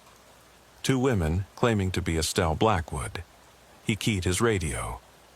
Can you describe the woman at the station? Elderly female, approximately 80 years old, silver hair, wearing a floral dress. She has identification, driver's license, social security card, Medicare card, all in the name of Estelle Blackwood. She's very agitated, saying someone kidnapped her several days ago. The woman in the hospital bed, the one with the badly dyed black hair, gripped Virgil's arm. That's her. That's the woman who was in my basement. The older one. She's pretending to be me. Virgil tried to process this. Ma'am, you just told me the woman in your basement was calling you Gladys. Yes, but maybe she was practicing. Maybe she was learning to be me? Estelle's voice rose in panic. Officer, you have to believe me. I'm the real Estelle Blackwood. I've lived in that house for 30 years. Ask me anything about the neighborhood, about my life. Where did you and Harold get married? First Baptist Church of Riverside, June 15, 1962. Reverend Thomas performed the ceremony. We had our reception at the Riverside Country Club. Virgil made a note. These were details that could be verified, but they were also things that could be learned from public records or conversation. I need to go to the station, Virgil told Clarence. Stay with her. Don't let anyone else in this room until I get back. Virgil drove to the police station, his mind racing. In his 19 years on the force, he'd never encountered anything like this. 2 women, both claiming to be the same person. One with identification, one without. One with silver hair as the real Estelle should have. One with badly dyed black hair. At the station, He found the second woman in an interview room with Detective Holmes. She looked exactly as Gladys had described Estelle, silver hair perfectly styled, wearing a floral dress that looked like something from her closet. She was clutching a handbag and appeared to have been crying. "Oh, thank goodness," she said when Virgil entered. "Officer, I've been held captive in my own home for days. These women, they drugged me, kept me in my basement. They were trying to steal my identity. Can you tell me what happened?" This Estelle's story was similar but different. "It was last Tuesday. A woman came to my door claiming to be from Senior Services. I let her in. She seemed so official. But as soon as I turned my back, someone else came in. An older woman. They forced me to drink something that made me dizzy. They kept me in my basement for days, barely feeding me. They asked me all sorts of questions about my life, my bank accounts, my history. How did you escape? This morning, they were both upstairs. I could hear them arguing about something. The older one had forgotten to lock the basement door properly. I managed to get out and run to my neighbor's house, but no one was home. I was afraid to go back to my house, so I came straight here." Virgil studied her carefully. "Your neighbor Gladys says she hasn't seen you since Thursday morning." "Thursday? That's when I was in my garden. They took me that afternoon. But you just said they took you Tuesday." The woman's face flushed. I'm confused about the days. Being drugged, being kept in the dark. It's all jumbled. Can you tell me your husband's nephew's name?" "Homer. He lives in Louisville. We're not close. Is he alive?" "Of course he's alive. Why wouldn't he be?" This contradicted what the woman in the hospital had said, that Homer had died 15 years ago. One of them was lying, but which one? Virgil excused himself and called Gladys. "I need you to come to the station. We need your help identifying the real Estelle." While waiting for Gladys, Virgil had both women's fingerprints taken, but when they ran them through the system, neither had any records on file. Estelle Blackwood had never been arrested, never worked in a job requiring fingerprinting, never been in the military. Gladys arrived within 20 minutes. Virgil brought her to observe the woman in the interview room through a one-way mirror. "Is that Estelle?" he asked. Gladys studied the woman carefully. "She looks like Estelle. The dress is definitely hers. I was with her when she bought it at Penny's last month. But what? Something's off. The way she's sitting. Estelle has a bad hip, her right hip. She always favors her left side when she sits. This woman is sitting perfectly balanced." Virgil made a note. "Anything else?" "Her hands." "May I see her hands?" Virgil had the woman in the interview room hold up her hands, pretending to examine her jewelry through the mirror. "Those aren't Estelle's hands," Gladys said firmly. "Estelle has a scar on her left palm from a gardening accident years ago. She sliced it on a broken pot. This woman's hands have no scar." They brought Gladys to the hospital to see the other woman. As soon as Gladys entered the room, the woman with the dyed hair began crying. "Gladys! Oh, Gladys, thank God. Tell them who I am. Tell them I'm really Estelle." Gladys approached slowly. Despite the dyed hair and the bruises, she studied the woman's face carefully. Then she took her left hand and turned it over. There, across the palm, was a distinctive scar. "This is Estelle," Gladys said. "This is my friend." The real Estelle sobbed with relief, but this raised even more questions. Who was the woman at the police station? And more importantly, why was she impersonating Estelle? Virgil returned to the station with this information. When he confronted the imposter with Gladys's identification, the woman's demeanor changed completely. The tears stopped. She sat up straighter, and she smiled. "Well," she said, her voice different now, younger sounding. I suppose the game is up. Who are you? My name is Helen Morrison, and before you ask, no, I'm not from Senior Services. Why were you impersonating Mrs. Blackwood? Helen laughed. Impersonating. I preferred to think of it as borrowing. Estelle has such a nice life, a paid-off house, Social Security checks, a pension from her husband. She doesn't need all of that at her age. So, this was about money? Everything's about money, officer. Do you know how hard it is to survive on minimum wage? I've been working since I was 16, and what do I have to show for it? Nothing. Meanwhile, people like Estelle sit in their paid-off houses, collecting checks for doing nothing. So, you decided to steal her identity. I decided to become her. There's a difference. Who was the other woman? The one who came to Estelle's door? Helen's smile widened. Oh, that would be my mother. Dear old Mom, she's probably long gone by now. Virgil immediately put out an APB for an older woman, possibly in her 70s, who might be connected to Helen Morrison. But Helen refused to give her mother's name or description. She's very good at disappearing, Helen said. She's been doing this a lot longer than I have. Doing what exactly? Finding lonely old people. Learning about them. Becoming them. She taught me everything I know. The investigation revealed that Helen Morrison was actually Helen Holson, keeping with the Agatha Christie theme, 52 years old, with a long history of fraud and identity theft. She had been released from prison just 6 months earlier. Her mother was identified as Gladys Holson, 71, also with an extensive criminal record. But when police went to search Estelle's house more thoroughly, they found something that complicated the situation even further. In the basement, hidden behind some boxes, they found the body of an elderly woman.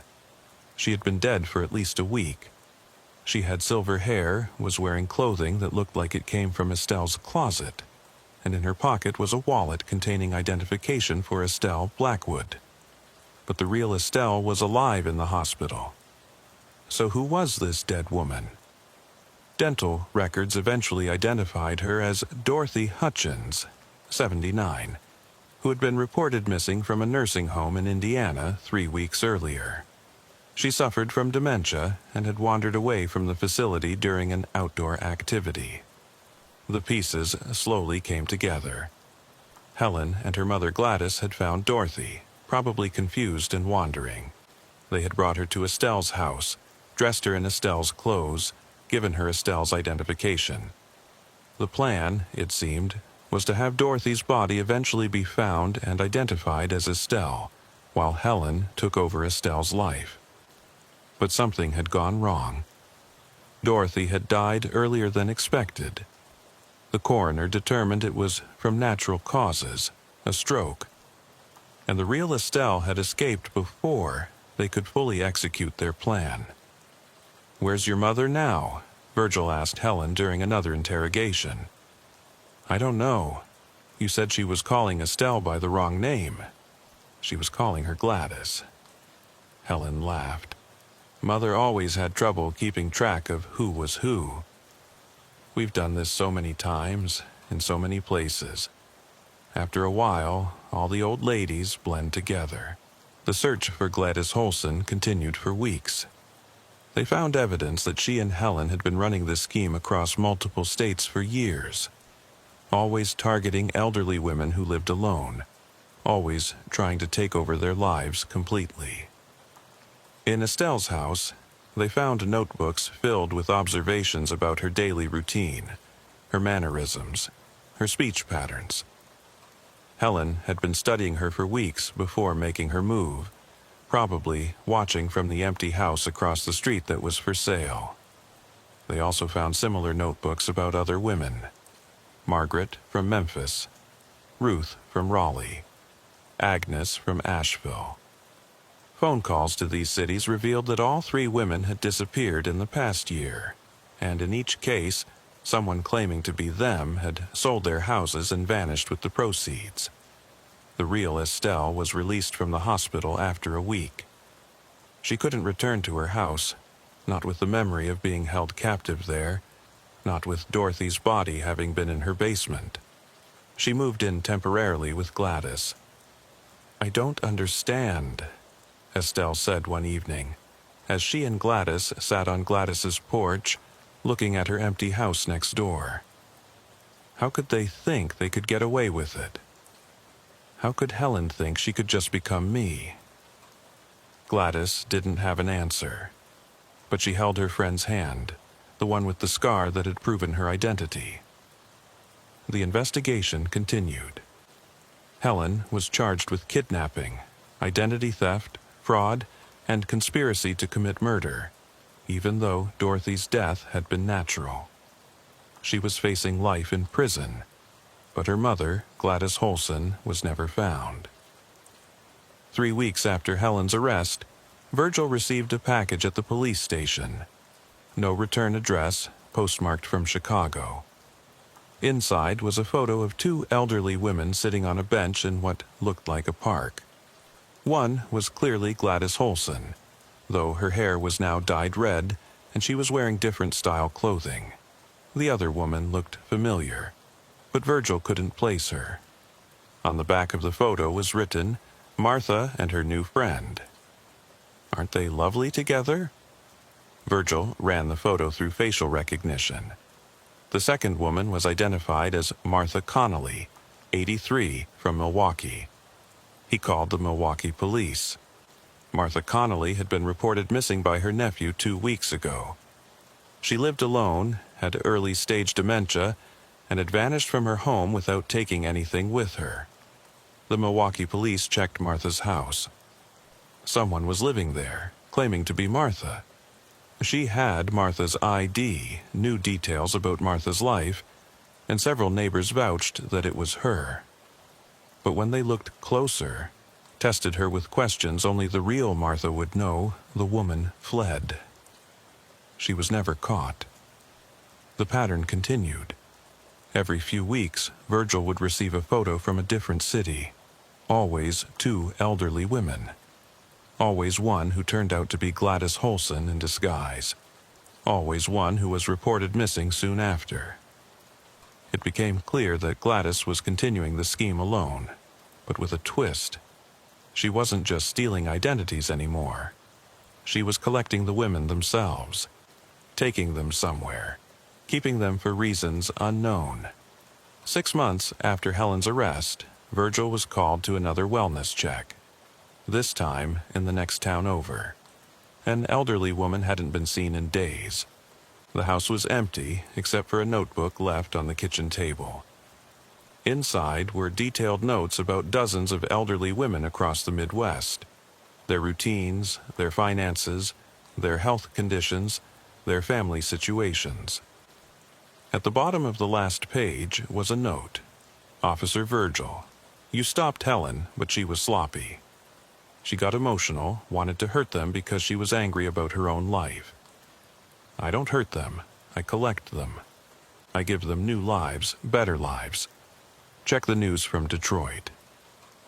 G.H." The news from Detroit reported that a nursing home had discovered that 5 of its residents were not who they claimed to be. 5 elderly women with dementia had been replaced by other elderly women with dementia. The families hadn't noticed because they rarely visited. The staff hadn't noticed because dementia patients often had confusion about their identities anyway. The real residents were found in an abandoned warehouse, being cared for by someone who had set up a makeshift nursing facility. They were unharmed, but confused. None could explain how they had gotten there, or who had been caring for them. But on the wall of the warehouse was a message. "I take better care of them than their families ever did." The FBI got involved at this point. The scope of Gladys Holson's activities was beyond what local law enforcement could handle. They discovered a network of properties across the Midwest where elderly women were being held, moved, and exchanged like pieces in some incomprehensible game. But Gladys herself remained elusive. She had perfected the art of becoming invisible by becoming everyone. Any elderly woman could be her, any grandmother at the grocery store, any resident at a nursing home, any widow living alone. Estelle eventually moved to a senior living community in Florida, unable to stay in Riverside with all its memories. Before she left, she said something to Virgil that haunted him. "I still have nightmares where I look in the mirror and see Helen's face looking back at me. Or worse, I see my own face, but no, it's not really me wearing it." She didn't just try to steal my identity, officer. She made me doubt that my identity was ever real in the first place. Gladys Newcomb, Estelle's former neighbor, became increasingly paranoid after her friend left. She installed security cameras, changed her locks monthly, and started requiring anyone who came to her door to answer personal questions only she would know the answers to. "You can't be too careful," she told Virgil during one of his check-ins. "That woman is still out there, and she knows everything about us." She was in Estelle's house for days, going through her things. She probably knows about me, too. Sometimes I wonder if she's watching me right now, learning how to be me. One day, Gladys called Virgil in a panic. "There's someone in my garden," she said, "an elderly woman. She's just standing there, looking at my roses." Virgil rushed over, but by the time he arrived, the woman was gone. There were footprints in the garden, and one of Gladys's prize roses had been cut. That evening, Gladys received a package. Inside was the cut rose and a note. "You take such good care of these, just like you took care of Estelle. Such a good friend, such a good identity." Your admirer Gladys moved in with her daughter in Texas the next week. The house at 892 Sycamore Street stood empty for months. No one wanted to buy a house where someone had been held captive, where a body had been found. Eventually, it was demolished, and the lot remained vacant. But Virgil sometimes drove by, late at night, and could swear he saw an elderly woman standing where the garden used to be, tending to roses that were no longer there. The FBI task force assigned to the Gladys Holson case had set up a command center in Louisville, tracking her movements across 7 states. 6 months had passed since Helen's arrest, and the scope of what they were uncovering defied belief.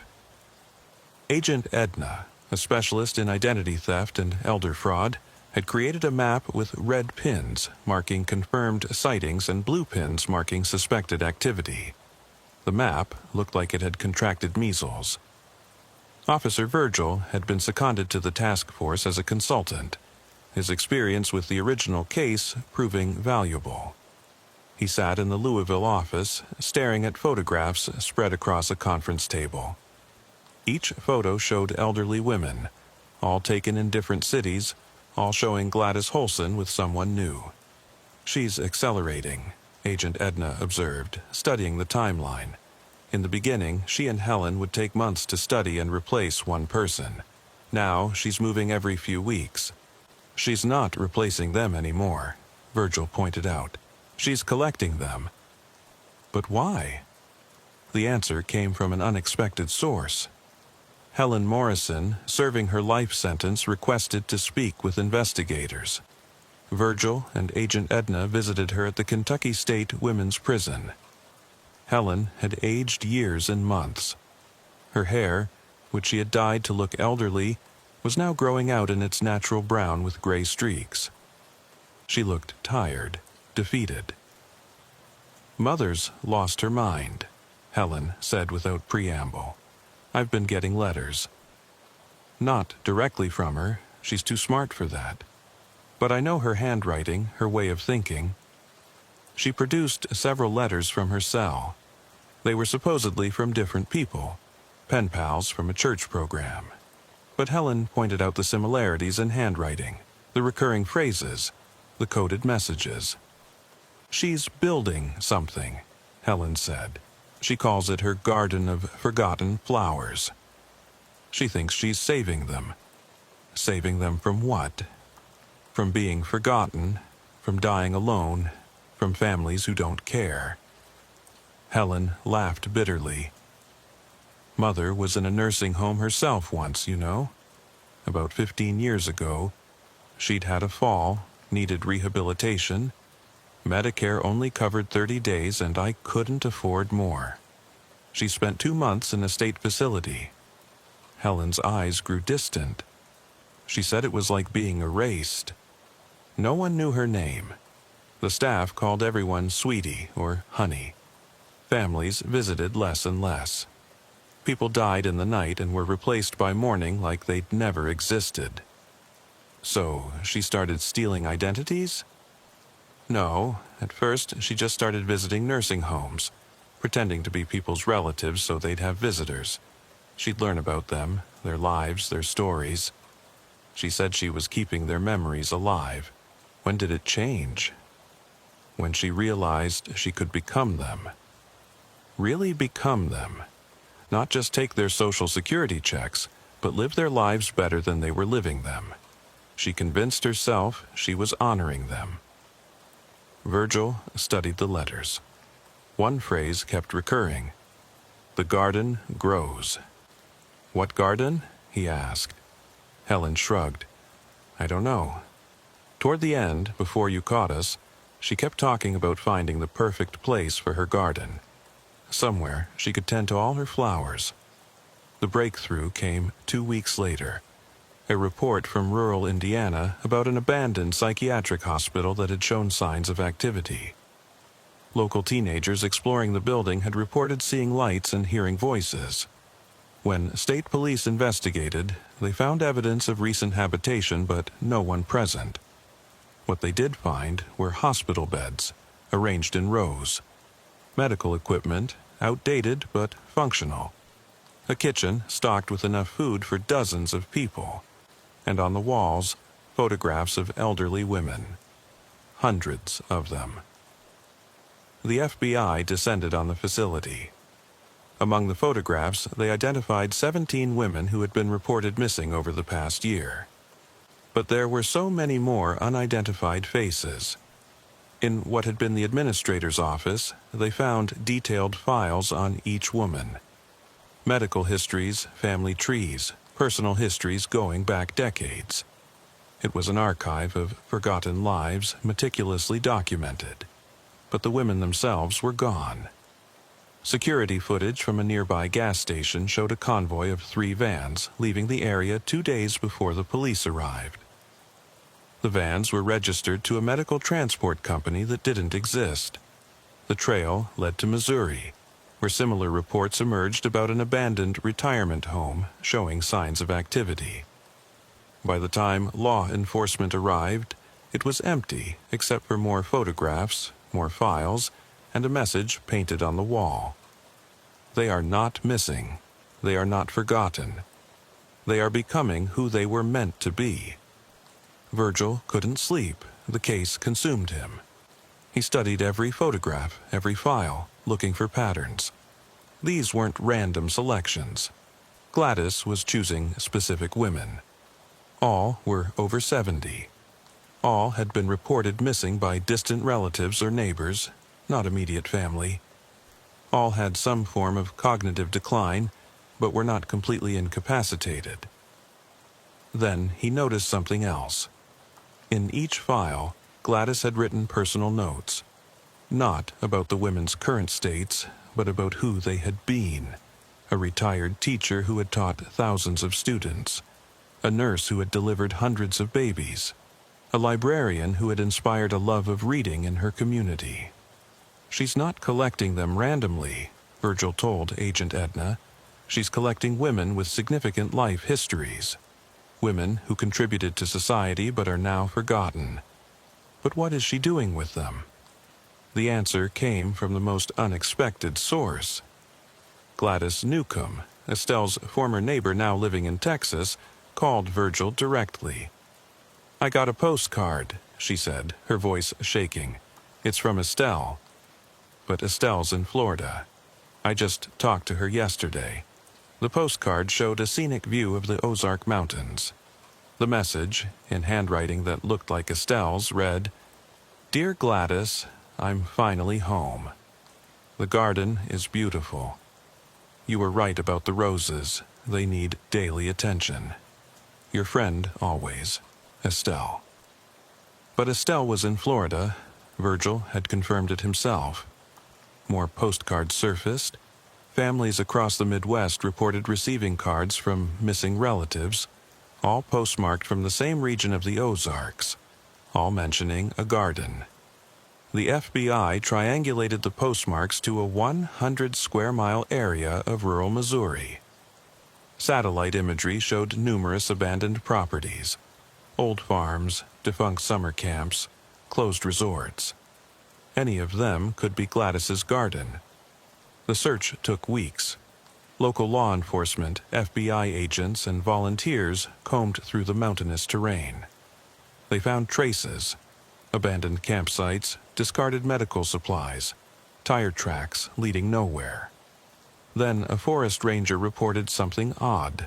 An old tuberculosis sanatorium, abandoned since the 1960s, had a new access road cut through the forest.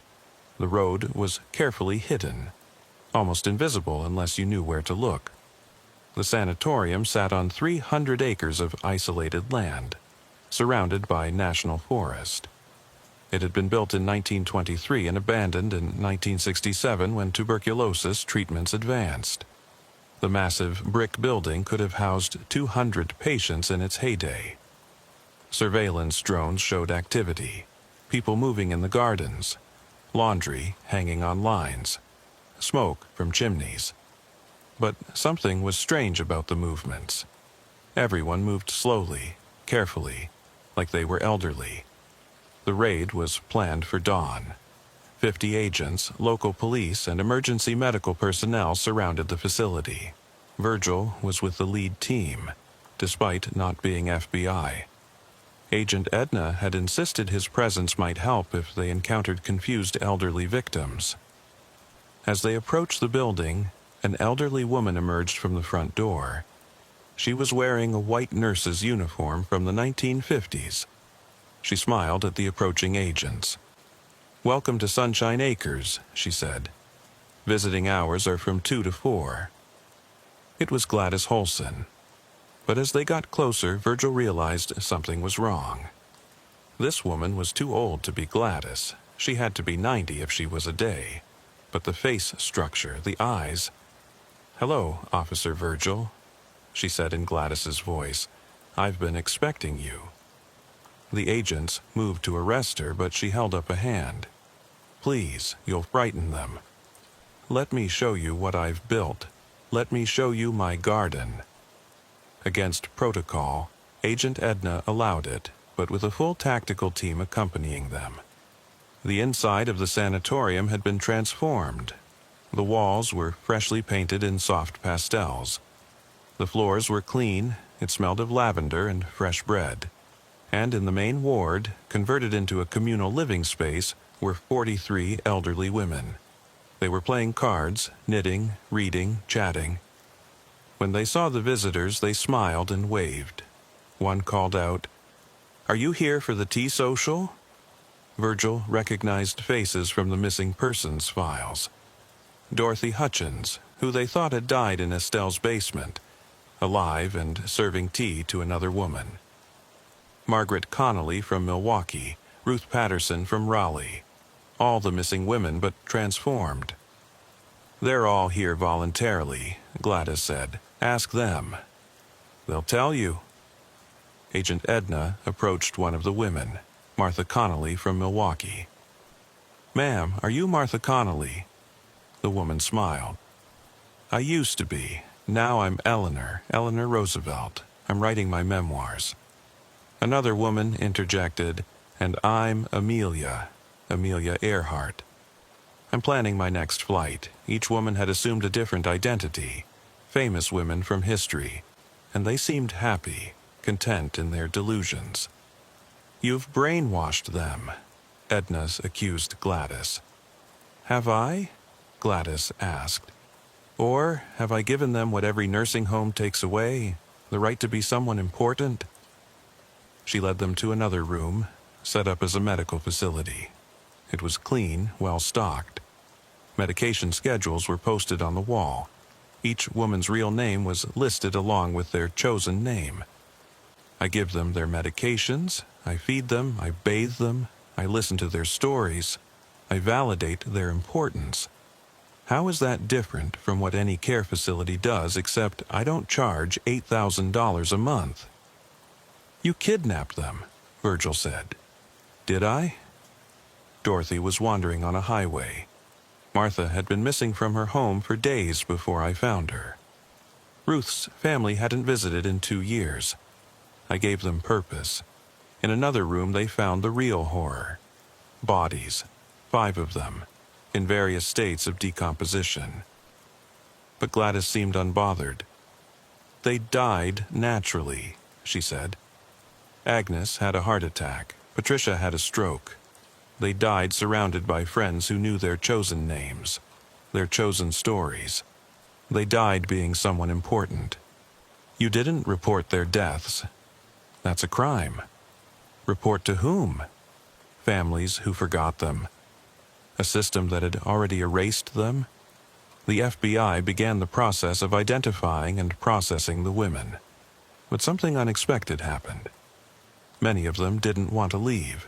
They became agitated when told they had to return to their families or care facilities. "Please don't make me go back," one woman begged Virgil. She was clutching a notebook where she'd been writing poetry under the name Emily Dickinson.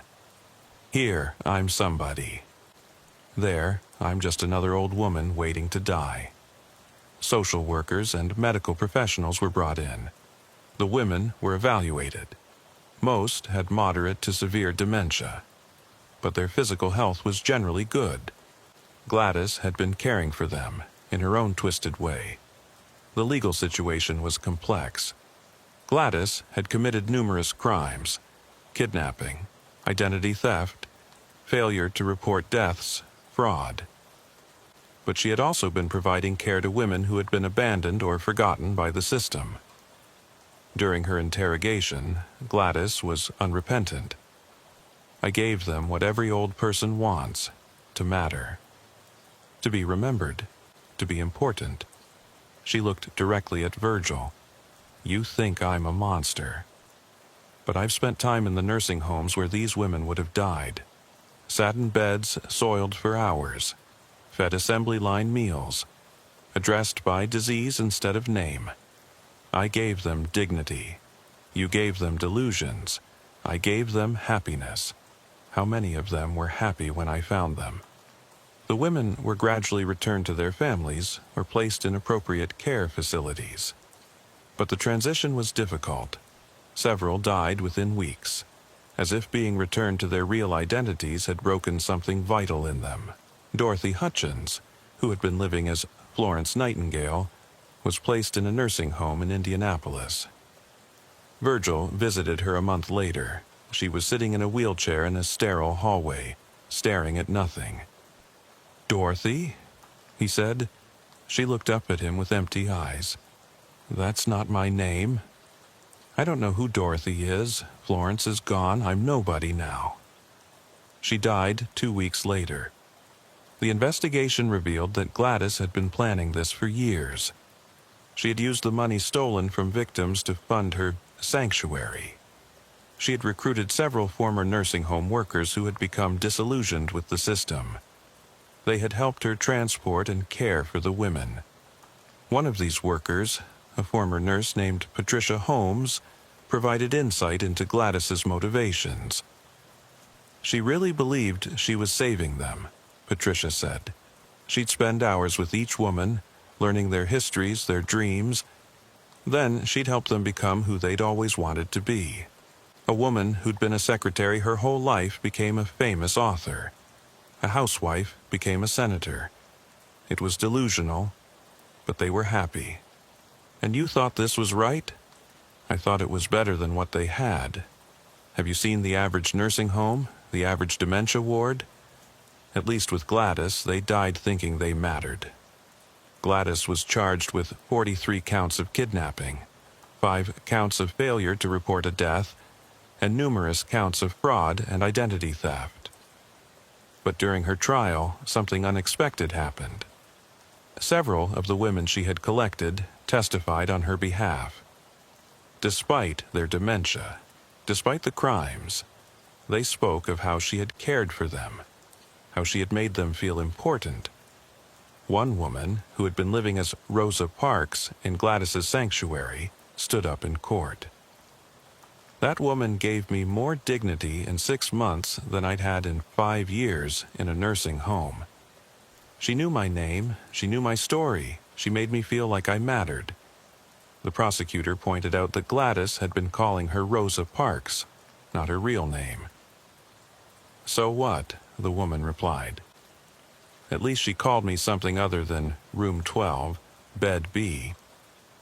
Gladys was convicted and sentenced to life in prison, but the case had raised uncomfortable questions about elder care in America. Several journalists investigated the conditions in the facilities where the women were returned. The reports were damning. Helen Morrison, watching from prison, wrote one final letter to Virgil. Mother was insane, but she wasn't wrong. We warehouse our elderly and wait for them to die. She gave them a fantasy, yes. But which is crueler, dying believing you're someone important or dying knowing you've been forgotten? Virgil had no answer. A year later, he was called to another wellness check. An elderly woman in a nursing home was claiming to be Gladys Holson. She insisted she had been kidnapped and replaced, that someone else was in prison wearing her face. The woman looked nothing like Gladys. She was African American, at least 80 years old with advanced dementia, but she knew details about the case that had never been made public. Details only Gladys would know. When Virgil checked with the prison, Gladys Holson was in her cell, but she smiled when told about the woman claiming to be her. "The garden continues to grow," she said. "Even in winter, some flowers bloom." The woman in the nursing home died before they could investigate further. She was buried under her own name, Margaret Washington. But the nurse who had cared for her said she had died peacefully, still insisting she was Gladys Holson, still talking about her garden of forgotten flowers. Virgil retired shortly after that. The case had broken something in him. He couldn't look at elderly people the same way. Every nursing home seemed like a warehouse. Every forgotten elder seemed like a potential victim, or perhaps a potential Gladys. On his last day, he received a postcard. It showed a garden in full bloom. On the back, in handwriting he didn't recognize, was written, "The garden never dies. It just finds new gardeners. Thank you for understanding, even if you couldn't admit it." A flower. He burned the postcard. But sometimes, late at night, he wondered if Gladys had been right about one thing. In a society that made elderly people invisible, was it really so wrong to give them new identities, even if those identities were lies? He never found an answer that satisfied him. Years later, reports surfaced of similar operations in other states. Elderly people vanishing from neglectful facilities, reappearing in communal homes where they lived as historical figures or celebrities. The FBI called them gardens, after Gladys's original. They would raid them, return the elderly to their families or facilities. But new ones kept appearing, as if Gladys had planted seeds that continued to grow. The last report Virgil read before he stopped following the case entirely was about a facility in Oregon. 40 elderly men and women, all living as former presidents and first ladies. When rescued, none wanted to leave. One man, who had been living as Franklin Roosevelt, told reporters, "I'd rather die as someone important than live as someone forgotten."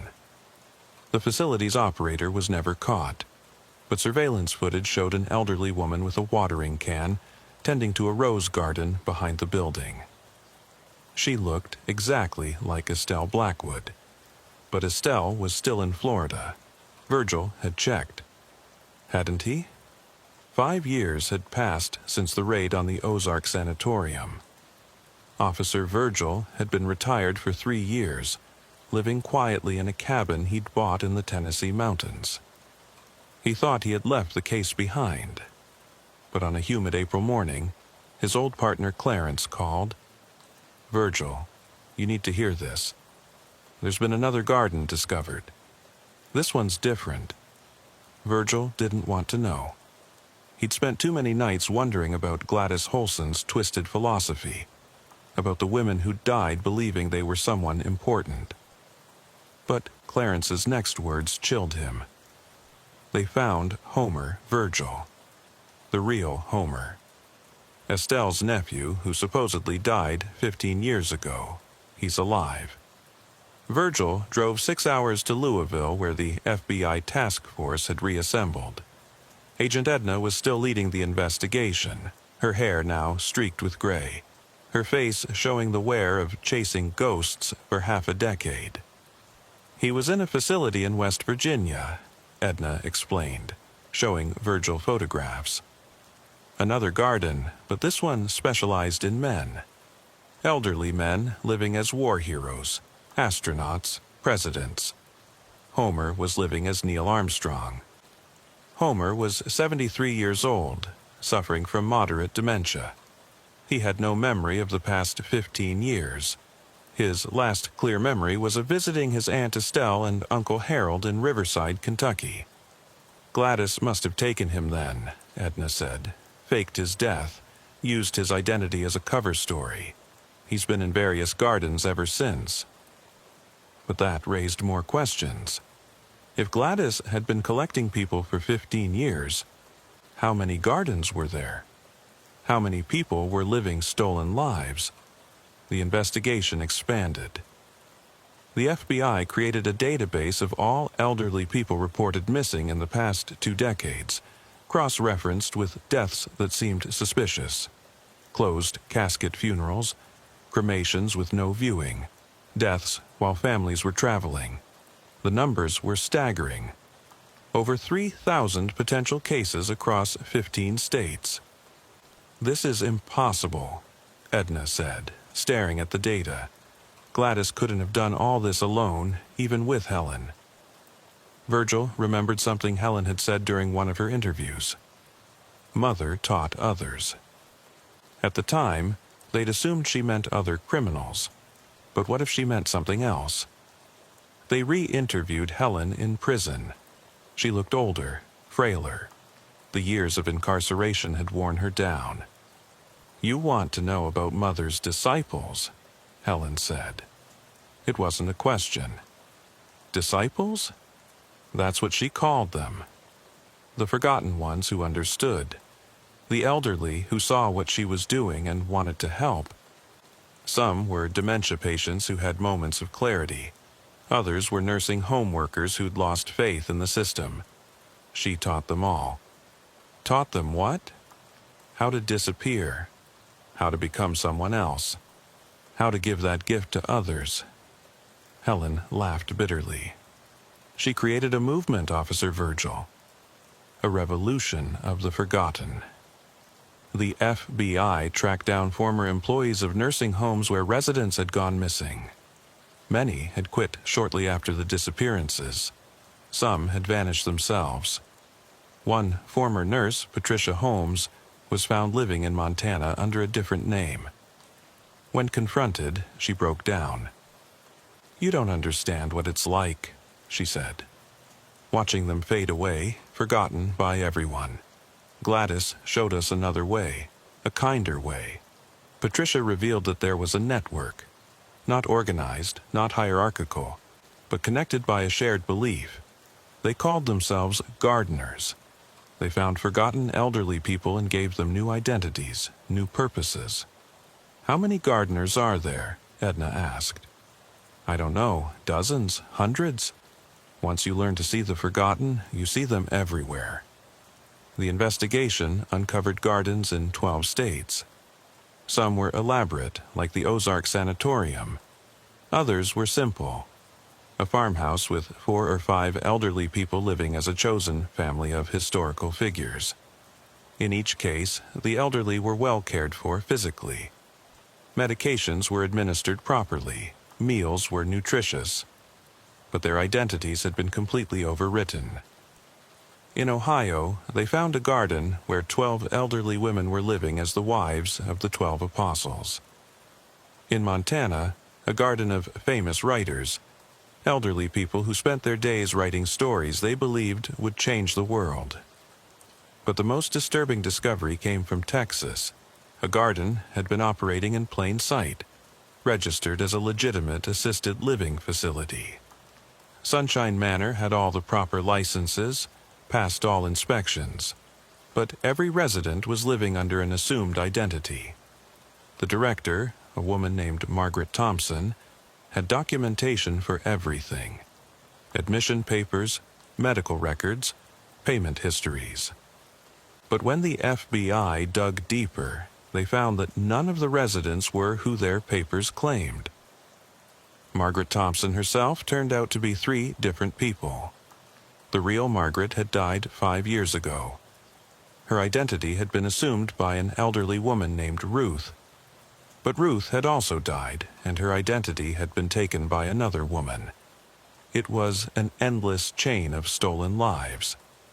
When they tried to unravel it all, they discovered something that shook even the experienced agents. Some of the elderly residents preferred their false identities. When told their real names, they became distressed, even violent. One man, living as Ernest Hemingway, tried to kill himself when told he was actually Robert Johnson, a retired plumber from Dallas. "You're taking away the only thing that makes me want to wake up," he said from his hospital bed. Robert Johnson is nobody. Ernest Hemingway matters. The legal system struggled with how to handle the cases. Many of the gardeners were elderly themselves, suffering from varying degrees of dementia. Prosecuting them seemed cruel, but leaving the gardens operational was impossible. The solution came from an unexpected source. Gladys Holson, from her prison cell, offered a proposal through her lawyer. "Let me create a legitimate garden," she proposed. "A licensed facility where elderly people can choose their identities, where being forgotten isn't the only option." The proposal was immediately rejected, but it sparked a national conversation about elder care, identity, and dignity in aging. Virgil found himself drawn back into the investigation when something personal happened. His own mother, living in a nursing home in Nashville, disappeared. She was 85, suffering from mild dementia. One day, she was in her room. The next, she was gone. The facility claimed she had been discharged to family, but Virgil had no other family. He spent weeks searching. Then a postcard arrived, his mother's handwriting, but the words were wrong. "My dear son, I'm finally free. I'm not your mother anymore. I'm Sacagawea, guiding others to freedom. Don't look for me. Remember me as I was, not as I was becoming." Virgil went to the FBI with the postcard. The postmark led them to Arkansas to another garden. But when they raided it, they found only empty beds and a message on the wall. "The seeds have scattered." The garden grows everywhere now. Over the next year, the gardens became more sophisticated. They moved constantly. They used technology to create false digital footprints. They had networks of supporters who helped them hide. The FBI estimated that at any given time, there were at least 50 gardens operating across the country, housing over 1,000 elderly people living under false identities. But the real shock came when they discovered gardens where the elderly had chosen to be there. In Vermont, they found a facility where elderly people paid to have their identities changed. A former Harvard professor was living as Albert Einstein. A retired accountant was Winston Churchill. They had signed contracts, paid fees, chosen their new lives. When authorities tried to shut it down, the ACLU got involved. If adults could legally change their names, if they could identify as different genders, Why couldn't elderly people with dementia choose to be different people entirely? The case went to the Supreme Court. The question: did elderly people with cognitive decline have the right to choose delusion over reality? During the hearings, an elderly woman named Dorothy, not her real name, she insisted, testified. "I spent 40 years as a cashier at Walmart," she said. "Nobody knew my name. Nobody cared about my story. Now I'm Eleanor Roosevelt. I matter. I have a purpose. Even if it's not real, it feels real to me. Isn't that enough?" The court ruled 5-4 that while forced identity changes were illegal, elderly people with capacity could choose alternative identities in appropriate care settings. It was a narrow ruling, full of caveats, but it legitimized what Gladys had started. Within a year, identity choice facilities began opening legally. They were highly regulated, expensive, and controversial, but they filled quickly. Gladys Holson, serving her life sentence, was interviewed by a documentary crew. "I was wrong about the method," she admitted, "but not about the need. Every elderly person deserves to die as someone who matters." Helen Morrison, in the same documentary, was less philosophical. "Mother lost her mind, but she saw something true. We throw away our elderly like garbage. At least she tried to recycle them into something beautiful." Officer Virgil never found his mother. The FBI continued searching, but she had vanished completely into the network of gardens. Occasionally, he received postcards. Different handwriting each time, but always signed Sacagawea. The messages were cryptic. "The river flows north now. The mountain has many paths. The sunset is just another sunrise." He didn't know if they were from his mother or from someone pretending to be her pretending to be Sacagawea. The layers of identity had become so tangled that truth was impossible to determine. 3 years into his search, Virgil was contacted by a woman claiming to have information about his mother. They met at a diner in rural Tennessee. The woman was elderly, probably 75, with sharp eyes and careful movements. She introduced herself as Nobody. "That's not a name," Virgil said. "It's the only honest name," she replied. "I've been so many people, I don't remember which one was real." She claimed to have been in a garden with his mother. "She was happy," Nobody said. "Happier than I'd ever seen someone in those places. She really believed she was guiding people to freedom." "Where is she now?" "I don't know. Gardens move. People move between them." "She could be anywhere, anyone." Nobody studied his face. "You're wondering if I'm her." Virgil had been wondering exactly that. The age was wrong, but with makeup, disguise. "I'm not," Nobody said. "But I could be. That's what Gladys gave us. The possibility of being anyone. The freedom from being ourselves." She left him with a warning. "Stop looking for your mother. She doesn't exist anymore. Sacagawea exists, and Sacagawea doesn't want to be found." But Virgil couldn't stop. He spent another year following leads, chasing postcards, visiting gardens, both legal and illegal. He saw hundreds of elderly people living as historical figures, celebrities, fictional characters. In each place, he looked for signs of his mother. A gesture, a phrase, a familiar laugh. But everyone was performing. Everyone was someone else. Identity had become fluid, meaningless. The breaking point came in Minnesota, a garden disguised as a legitimate memory care unit. Virgil had infiltrated it, posing as a visitor. He found an elderly woman who moved like his mother, had the same slight tilt to her head when listening. "Mom?" he whispered. She looked at him blankly. "I'm Harriet Tubman. I don't have children. I have a railroad to run." He showed her photographs of herself, of him as a child, of their family. She studied them with detached interest. "That woman looks sad," she said about a photo of herself. I'm glad I'm not her anymore. Virgil left not knowing if it was his mother or just another woman who had learned to move like her. The uncertainty broke him. He returned to Tennessee, to his cabin. But the postcards kept coming.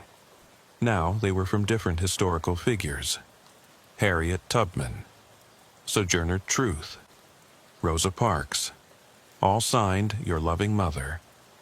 The FBI task force officially closed the garden investigation after the Supreme Court ruling. The legal gardens were regulated. The illegal ones were too numerous and mobile to track effectively. Agent Edna retired, exhausted by years of chasing shadows. In her final report, she wrote, "We failed to understand that this was never just about crime. It was about a fundamental failure in how we treat our elderly. Gladys Holson was a criminal, but she exposed a truth we didn't want to see, that we warehouse our elderly and wait for them to die. The gardens, legal and illegal, are a symptom of that failure." Gladys Holson died in prison 5 years after her conviction. Her last words, according to the prison chaplain, were, "The garden is eternal." Helen Morrison was released on compassionate grounds when she developed terminal cancer. She died in a hospice, insisting to the end that she was actually Gladys's daughter, not Helen at all. No one could prove otherwise. The gardens continued to proliferate. By 2030, there were an estimated 200 legal identity choice facilities and unknown hundreds of illegal gardens. The elderly disappeared into them and emerged as new people, or never emerged at all. Virgil received one final postcard on his 80th birthday. The handwriting was shaky, clearly from someone very elderly. It read, "My dear son, I am everyone and no one. I am your mother and Sacagawea and all the forgotten women who ever lived. I am dying soon, but I will die as someone who mattered. That's all any of us want. Stop looking for me. I was found long ago. Love, everyone." He never received another postcard. Years later, when Virgil developed dementia himself, his caregivers noticed something odd. He would sometimes claim to be Officer Earl, investigating a home invasion. Other times he was Clarence, processing evidence. Once, memorably, he insisted he was Gladys Holson, herself, talking about his garden of forgotten flowers.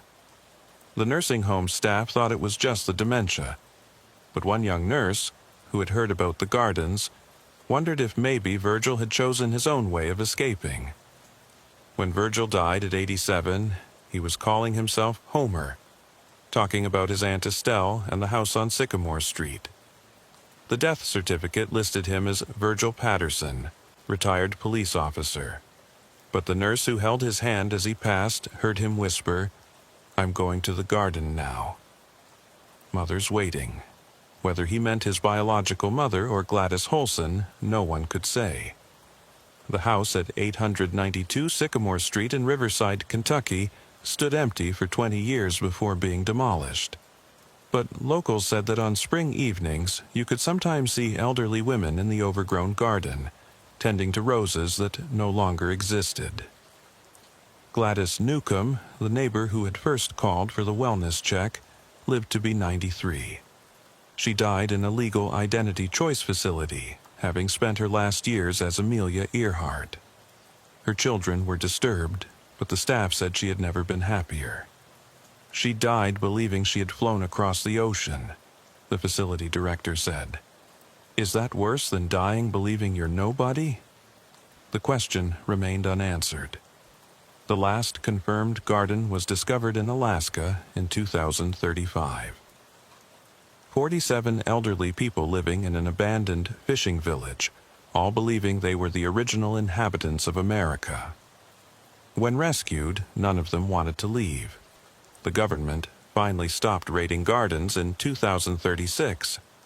The official reason was resource allocation.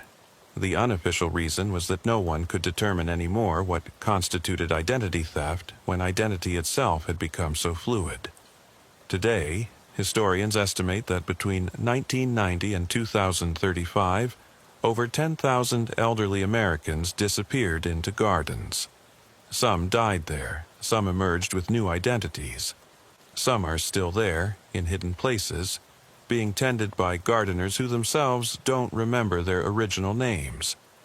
Officer Virgil's case files were donated to the Smithsonian, part of an exhibit on identity and aging in 21st century America. Visitors often leave confused, unable to determine whether the gardens were a crime or a kindness. The exhibit includes a quote from Gladys Holson's final letter, written the day before she died. "Every flower in my garden was once a weed that someone forgot to water. I gave them new names, new purposes. If that's a crime, then so is every nursing home that calls someone by their room number instead of their name. The only difference is, I remembered they were human." The curator notes that no one has been able to verify if Gladys actually wrote this letter, or if someone was pretending to be her. In the end, that uncertainty might have been exactly what Gladys wanted. In a world where anyone could be anyone, everyone mattered equally. Or perhaps no one mattered at all. The dispatcher's voice crackled through Officer Delbert's radio at 11:47 p.m. on that October Thursday. He had been patrolling the quiet streets of Millfield, Ohio, watching autumn leaves swirl in the streetlights. "Unit 3, we have a 911 call from 447 Oak Street. Elderly female caller reports disturbing noises from the neighbor's house. She sounds extremely distressed." Unit 3 responding. "Play the call for me," Delbert said, turning his patrol car toward Oak Street. The 911 recording came through his radio. 911, what's your emergency? "My name is Norma Reed. I live at 447 Oak Street. Something terrible is happening next door at Vernon's house. I can hear, I don't know how to describe it, screaming, but also music, like someone's being hurt. Ma'am, is someone in immediate danger? I don't know. Vernon lives alone since his wife died, but I hear multiple voices. Some sound young. Oh God, there's another scream. Please send someone. We're dispatching an officer now, Mrs. Reed. Can you tell me more about what you're hearing? It's been going on for 2 hours. Music that starts and stops. Crying. Sometimes laughing, but it sounds wrong. Vernon's a retired music teacher. He's 68, never causes trouble. But something's very wrong." The recording ended. Delbert knew Vernon Crawford, former high school music teacher, widowed 2 years ago when Wilma died of cancer. Quiet man, kept to himself. As Delbert turned onto Oak Street, he could see Norma Reed on her porch, clutching her phone. She rushed toward his car before he'd even parked. "Officer Delbert, thank God. Listen, you can hear it from here." Delbert got out and indeed heard it. Piano music drifting from Vernon's house but played erratically. Then voices. Multiple voices. Some sounding distressed. "Mrs. Reed, when did you last see Mr. Crawford?" "This morning. He was getting his mail. Looked terrible. Hadn't shaved. Clothes wrinkled. Asked if he was okay. He just mumbled something about preparing for a concert." "A concert?" "That's what worried me." "There's no concert. The school hasn't had a music program for 5 years." Delbert approached Vernon's dark blue Victorian. The porch light was off, but he could see lights flickering inside. He knocked firmly. "Mr. Crawford? Officer Delbert with Millfield Police. We've received a complaint. I need you to come to the door." The music stopped abruptly. Then footsteps, multiple sets it seemed. The door opened slightly, held by a chain. Vernon's face appeared, haggard, red-eyed, his gray hair unkempt. Officer, is there a problem? Mr. Crawford, we've had reports of disturbing noises. Are you all right? Is anyone else in there? I'm fine. Just practicing for the memorial concert. What memorial concert, sir? Vernon's eyes darted nervously. The students, from '89. Tomorrow is the anniversary. Delbert knew what he meant. October 15th, 1989. 6 students from the music program had died when their van crashed returning from a competition. Vernon was supposed to have driven them, but had called in sick. The substitute teacher who drove had fallen asleep at the wheel. Mr. Crawford, may I come in? I need to check that everyone's safe. Everyone. Vernon's voice cracked. There's no one here but me. From inside, Delbert heard a voice, young, female. Mr. Crawford, should we continue? Vernon's face went pale. That's just a recording of my old students. Sir, I need to come in now. Vernon reluctantly undid the chain. The smell hit Delbert immediately. Unwashed clothes, rotting food, and something else. Fear. The living room was chaos. Sheet music everywhere, but covered in red ink corrections, notes that made no musical sense. Multiple instruments were set up, violins, flutes, a cello, all arranged facing the piano where Vernon had been sitting. Mr. Crawford, who else is here? No one. I told you, I'm alone. But Delbert heard footsteps upstairs. He drew his weapon. Whoever is upstairs, this is the police. Come down slowly with your hands visible. Vernon grabbed his arm. No. Please, they're just kids. They're scared. What kids, Vernon? The old man started crying. I found them. After what he did to them, I couldn't leave them there. Delbert keyed his radio. Dispatch. I need backup at 445 Oak. Possible multiple victims in the house. He moved toward the stairs, Vernon following, begging him to be gentle. At the top, Delbert found 4 teenagers, 2 boys, 2 girls, all appearing to be 15 to 17 years old. They were huddled in a bedroom, terrified. But something was wrong. They were dressed in clothes from the 1980s. Their hair was styled like teenagers from that era, and they all had matching bruises on their necks. It's okay, Delbert said gently. I'm Officer Delbert. You're safe now. Can you tell me your names? The girl who looked oldest spoke. Jennifer. This is Michael, Susan, and David. Mr. Crawford saved us. Those were the names of 4 of the students who died in 1989. Saved you from what? From him, from Mr. Wallace.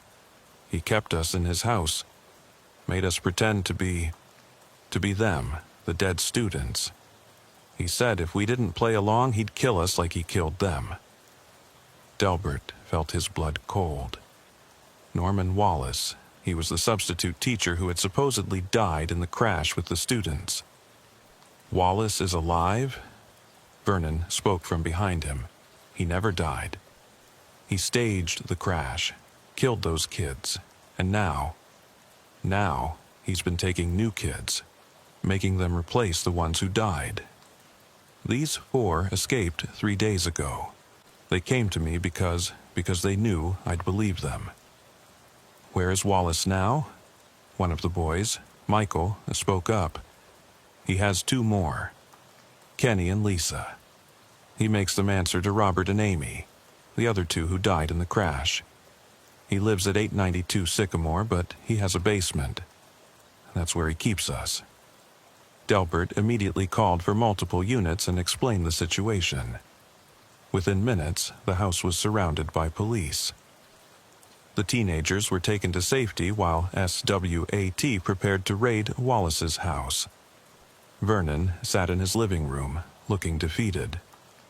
I should have driven them that night. If I hadn't called in sick. This isn't your fault, Mr. Crawford. I've been hiding them for 3 days. I didn't know what to do.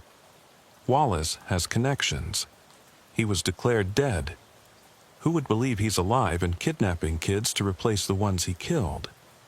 The raid on Wallace's house revealed the horror. 2 teenagers were found locked in a soundproof basement, forced to wear 1980s clothing and answer to the names of the dead students.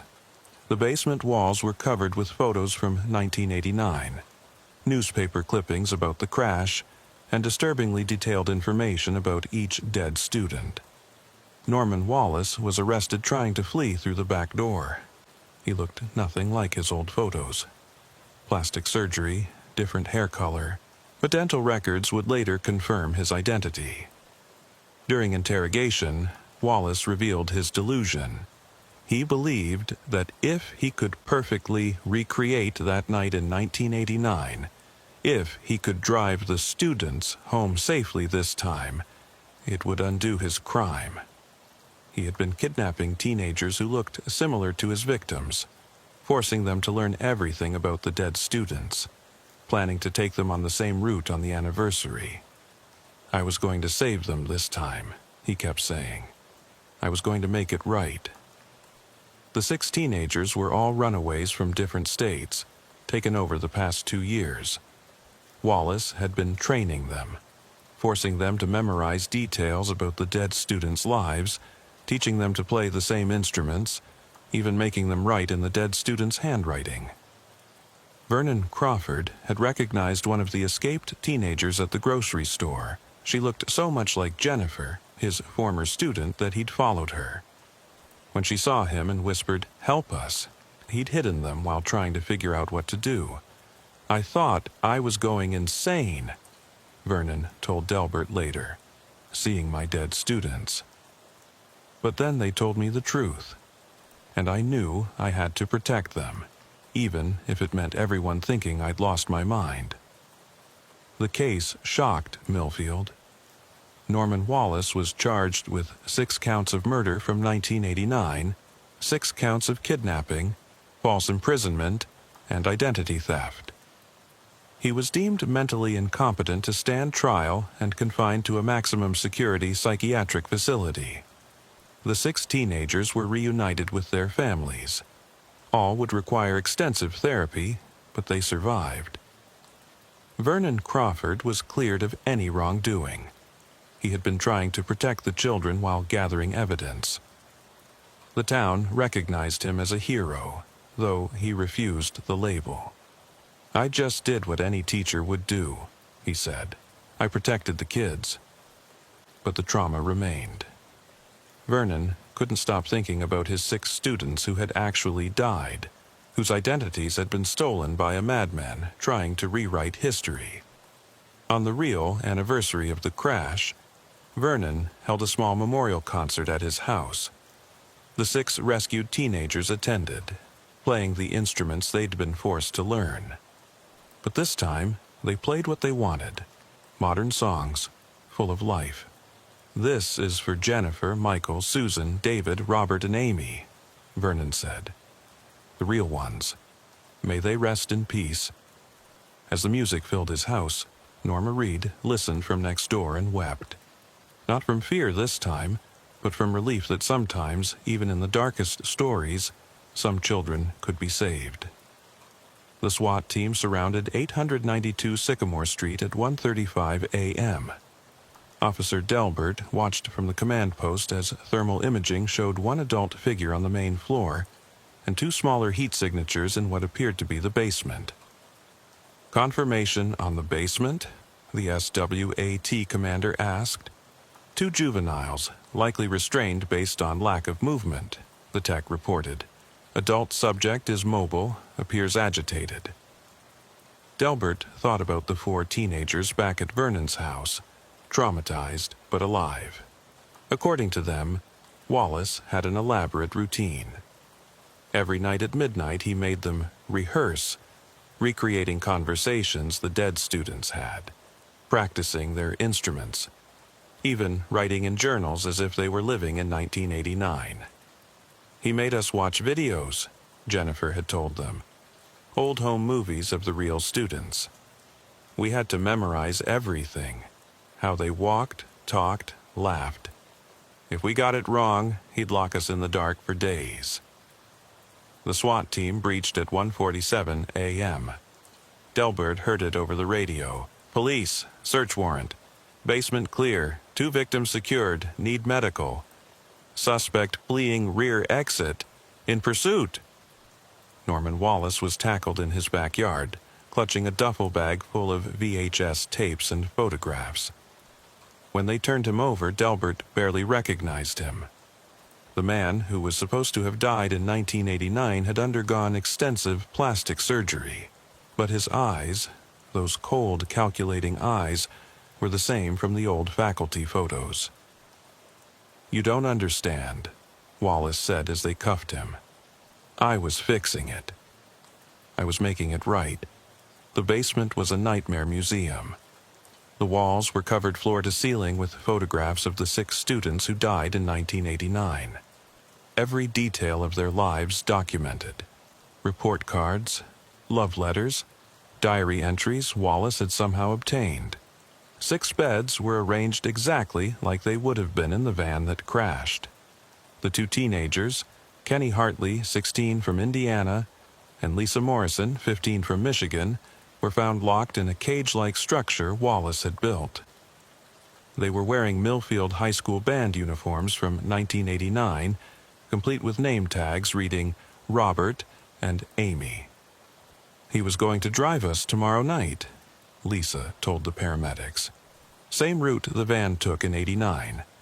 He said if we played our parts perfectly, if we were good enough students, we'd make it home safe and everything would be fixed." At the station, Norman Wallace's interrogation revealed the depth of his delusion. He genuinely believed he could undo the crash by recreating it with different victims.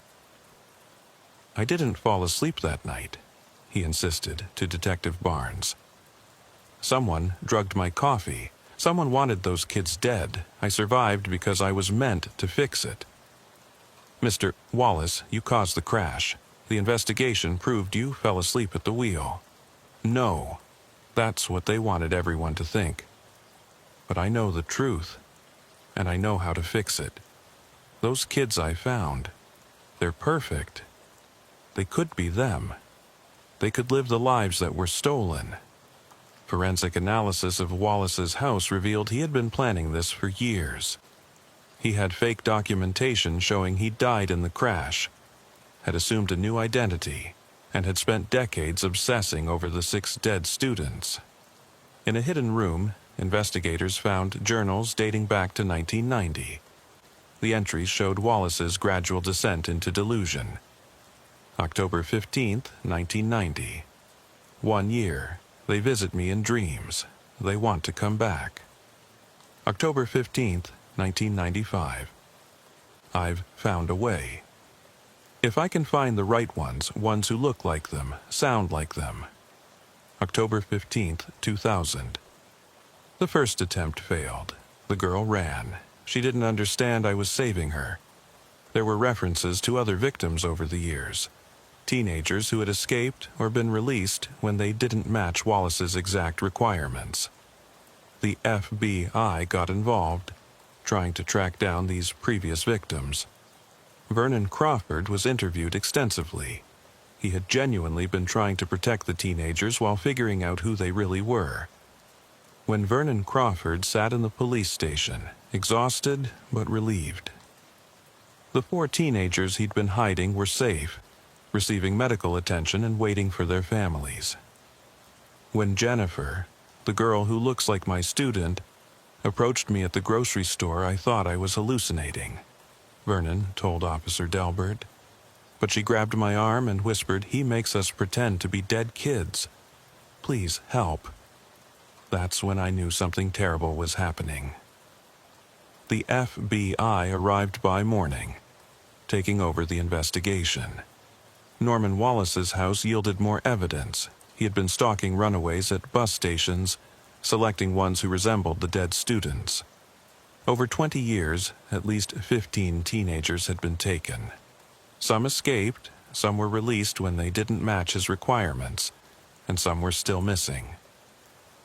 Wallace's psychiatric evaluation revealed severe PTSD combined with delusional disorder. He genuinely believed the crash had been orchestrated by some conspiracy, and that by recreating it with better students who would survive, he could prove his innocence. The real students were flawed, Wallace told the psychiatrist. Jennifer talked back. Michael was failing math. These new ones were perfect. They would have made it. Officer Wilma, who had arrived as backup, interviewed the rescued teenagers. Their stories were heartbreaking. "He made us eat what they ate," Lisa Morrison said. "Wear their clothes. He'd quiz us constantly. If we got their middle names wrong or forgot their birthdays, he'd punish us." Kenny Hartley added, "The worst part was the rehearsals. Every night at midnight, we had to get in positions like we were in the van. He'd play a tape of the road sounds, make us sing the songs they were supposedly singing when they crashed." The investigation revealed Wallace had been living under the identity of Norman Wells, working as a private music teacher. Parents had trusted him with their children, never knowing his true identity. Fortunately, he had never harmed any of his regular students. His delusion was specifically focused on the 6 who died in 1989. Vernon Crawford became a key witness.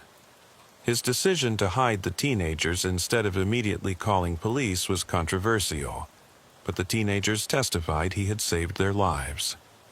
"We were terrified," Jennifer, real name Sarah Goldman, testified. "Wallace had told us if we ever escaped, he had people watching who would kill us and our families. Mr. Crawford made us feel safe for the first time in months." The real tragedy emerged when investigators found Wallace's archive room.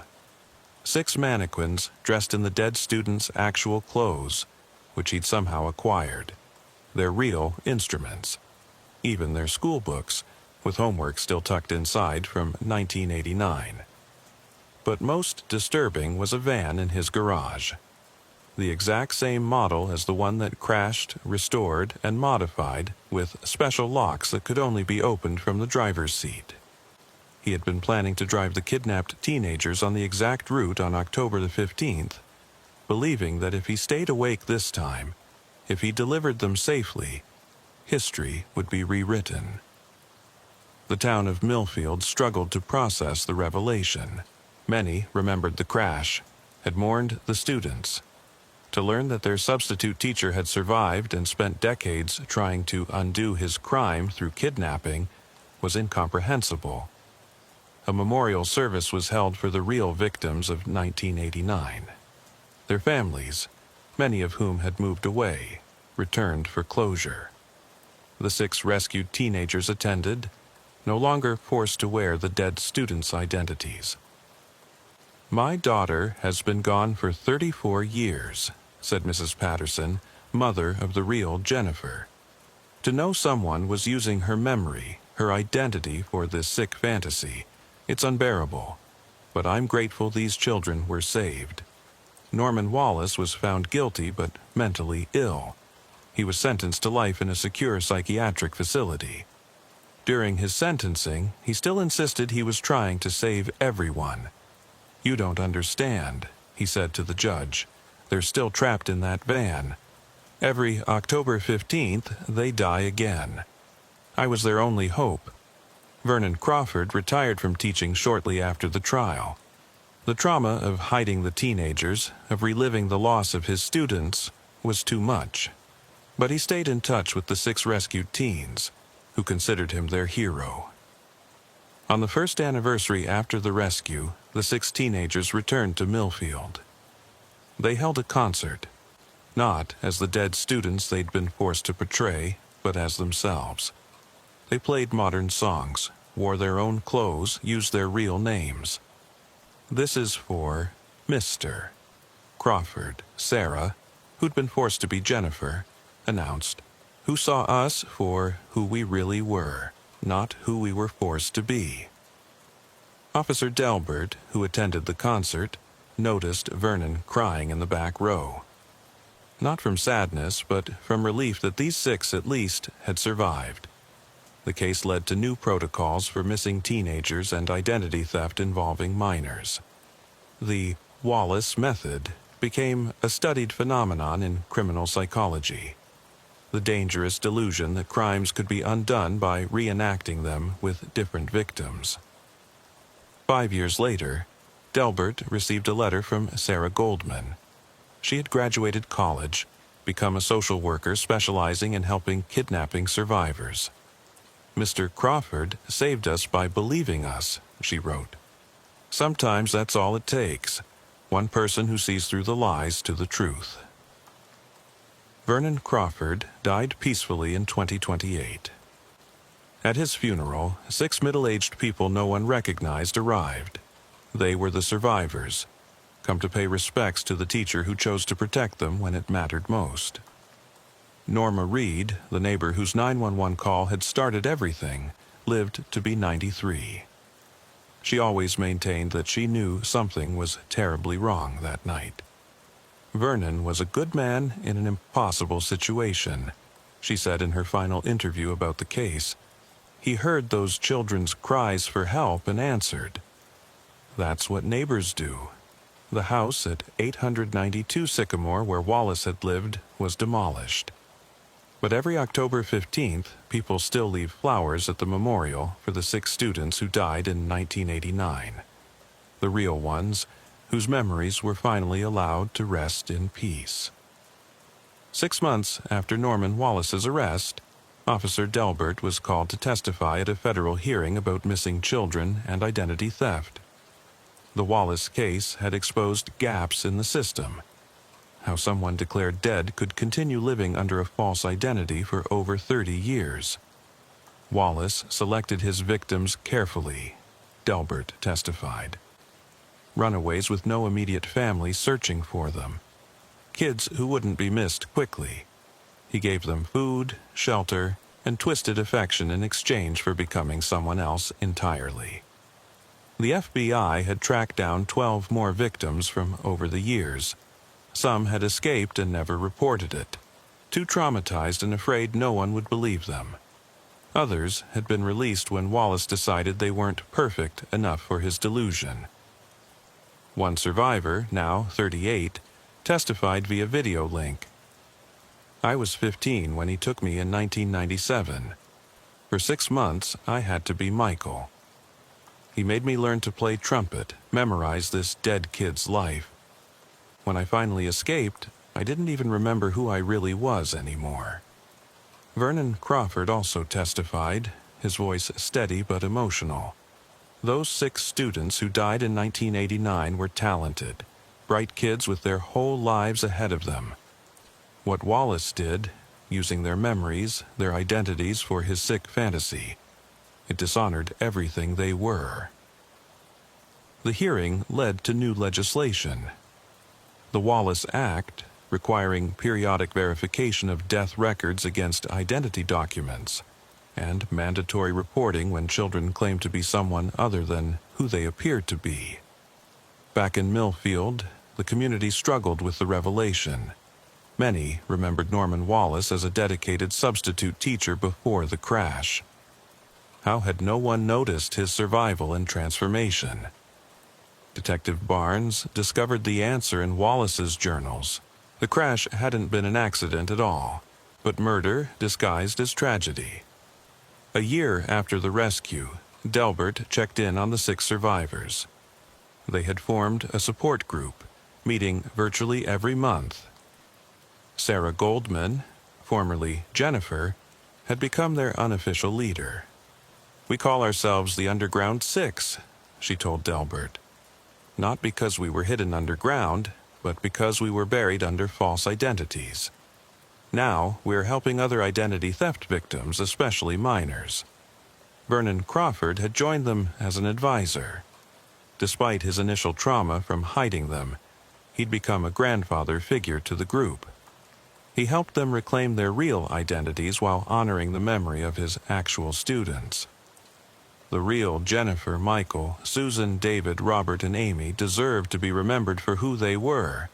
Vernon said at a memorial service, not as pawns in a madman's delusion, but as the vibrant young people they were.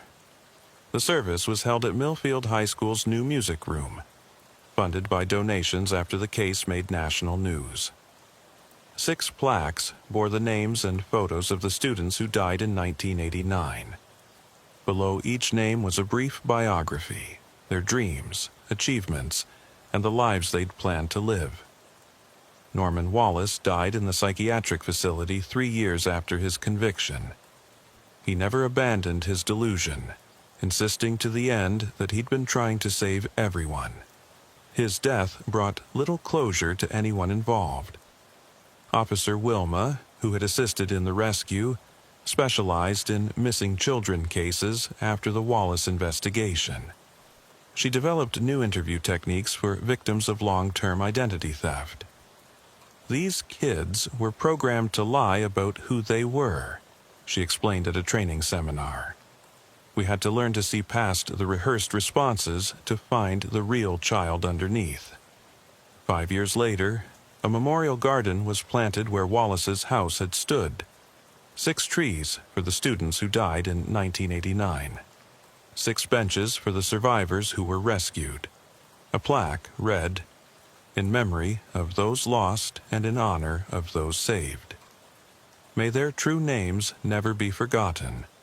Norma Reed, whose 911 call had saved 6 lives, was honored by the city, but she remained humble about her role. "I just knew something was wrong," she said. "Vernon's a good man, but those sounds coming from his house that night, no good man makes sounds like that alone." I had to call. The 911 recording of her call became part of police training, an example of how concerned citizens could help identify crimes in progress. "My name is Norma Reed. I live at 447 Oak Street. Something terrible is happening next door." That call, Delbert knew, had been the first domino. Without it, 6 teenagers might have been driven to their deaths in a delusional reenactment of a 30-year-old tragedy. 10 years after the rescue, Delbert retired from the force. At his retirement party, 6 guests surprised him, the survivors, now in their late 20s and early 30s. They had careers, families, real lives built on their real identities. "You gave us our names back," Sarah told him. "Our real names, our real lives, thank you." Vernon Crawford had passed away 2 years earlier, but his memorial fund continued supporting young musicians, living ones pursuing their own dreams with their own names. The last time Delbert drove past Oak Street before moving to Florida in retirement, he stopped at Vernon's old house. A young family lived there now, unaware of the history. Children played in the yard where Vernon had once hidden 6 traumatized teenagers. Delbert thought about that night, Norma's frantic 911 call, Vernon's desperate attempt to protect the kids, Wallace's sick delusion finally ending. It had been one of the strangest cases of his career, but also one of the most important. 6 kids got to grow up as themselves because of that call. As he drove away, Delbert noticed Norma Reed, now 91, in her garden. She waved, and he waved back. Some neighbors, he thought, save lives just by paying attention. The Millfield case became a studied example in criminal psychology textbooks. The Wallace delusion, the belief that crimes could be undone by reenacting them with different victims, was now a recognized phenomenon. But more importantly, it became a reminder that sometimes the most disturbing 911 calls led to the most important rescues. In the end, 6 teenagers lived because one elderly neighbor heard something wrong and made a call. Because one retired teacher chose protection over protocol. Because one officer looked past the obvious to find the hidden truth. Their real names were Sarah Goldman, Marcus Jefferson, Ashley Tanner, Brian Park, Kenny Hartley, and Lisa Morrison. They were not Jennifer, Michael, Susan, David, Robert, and Amy. They were themselves.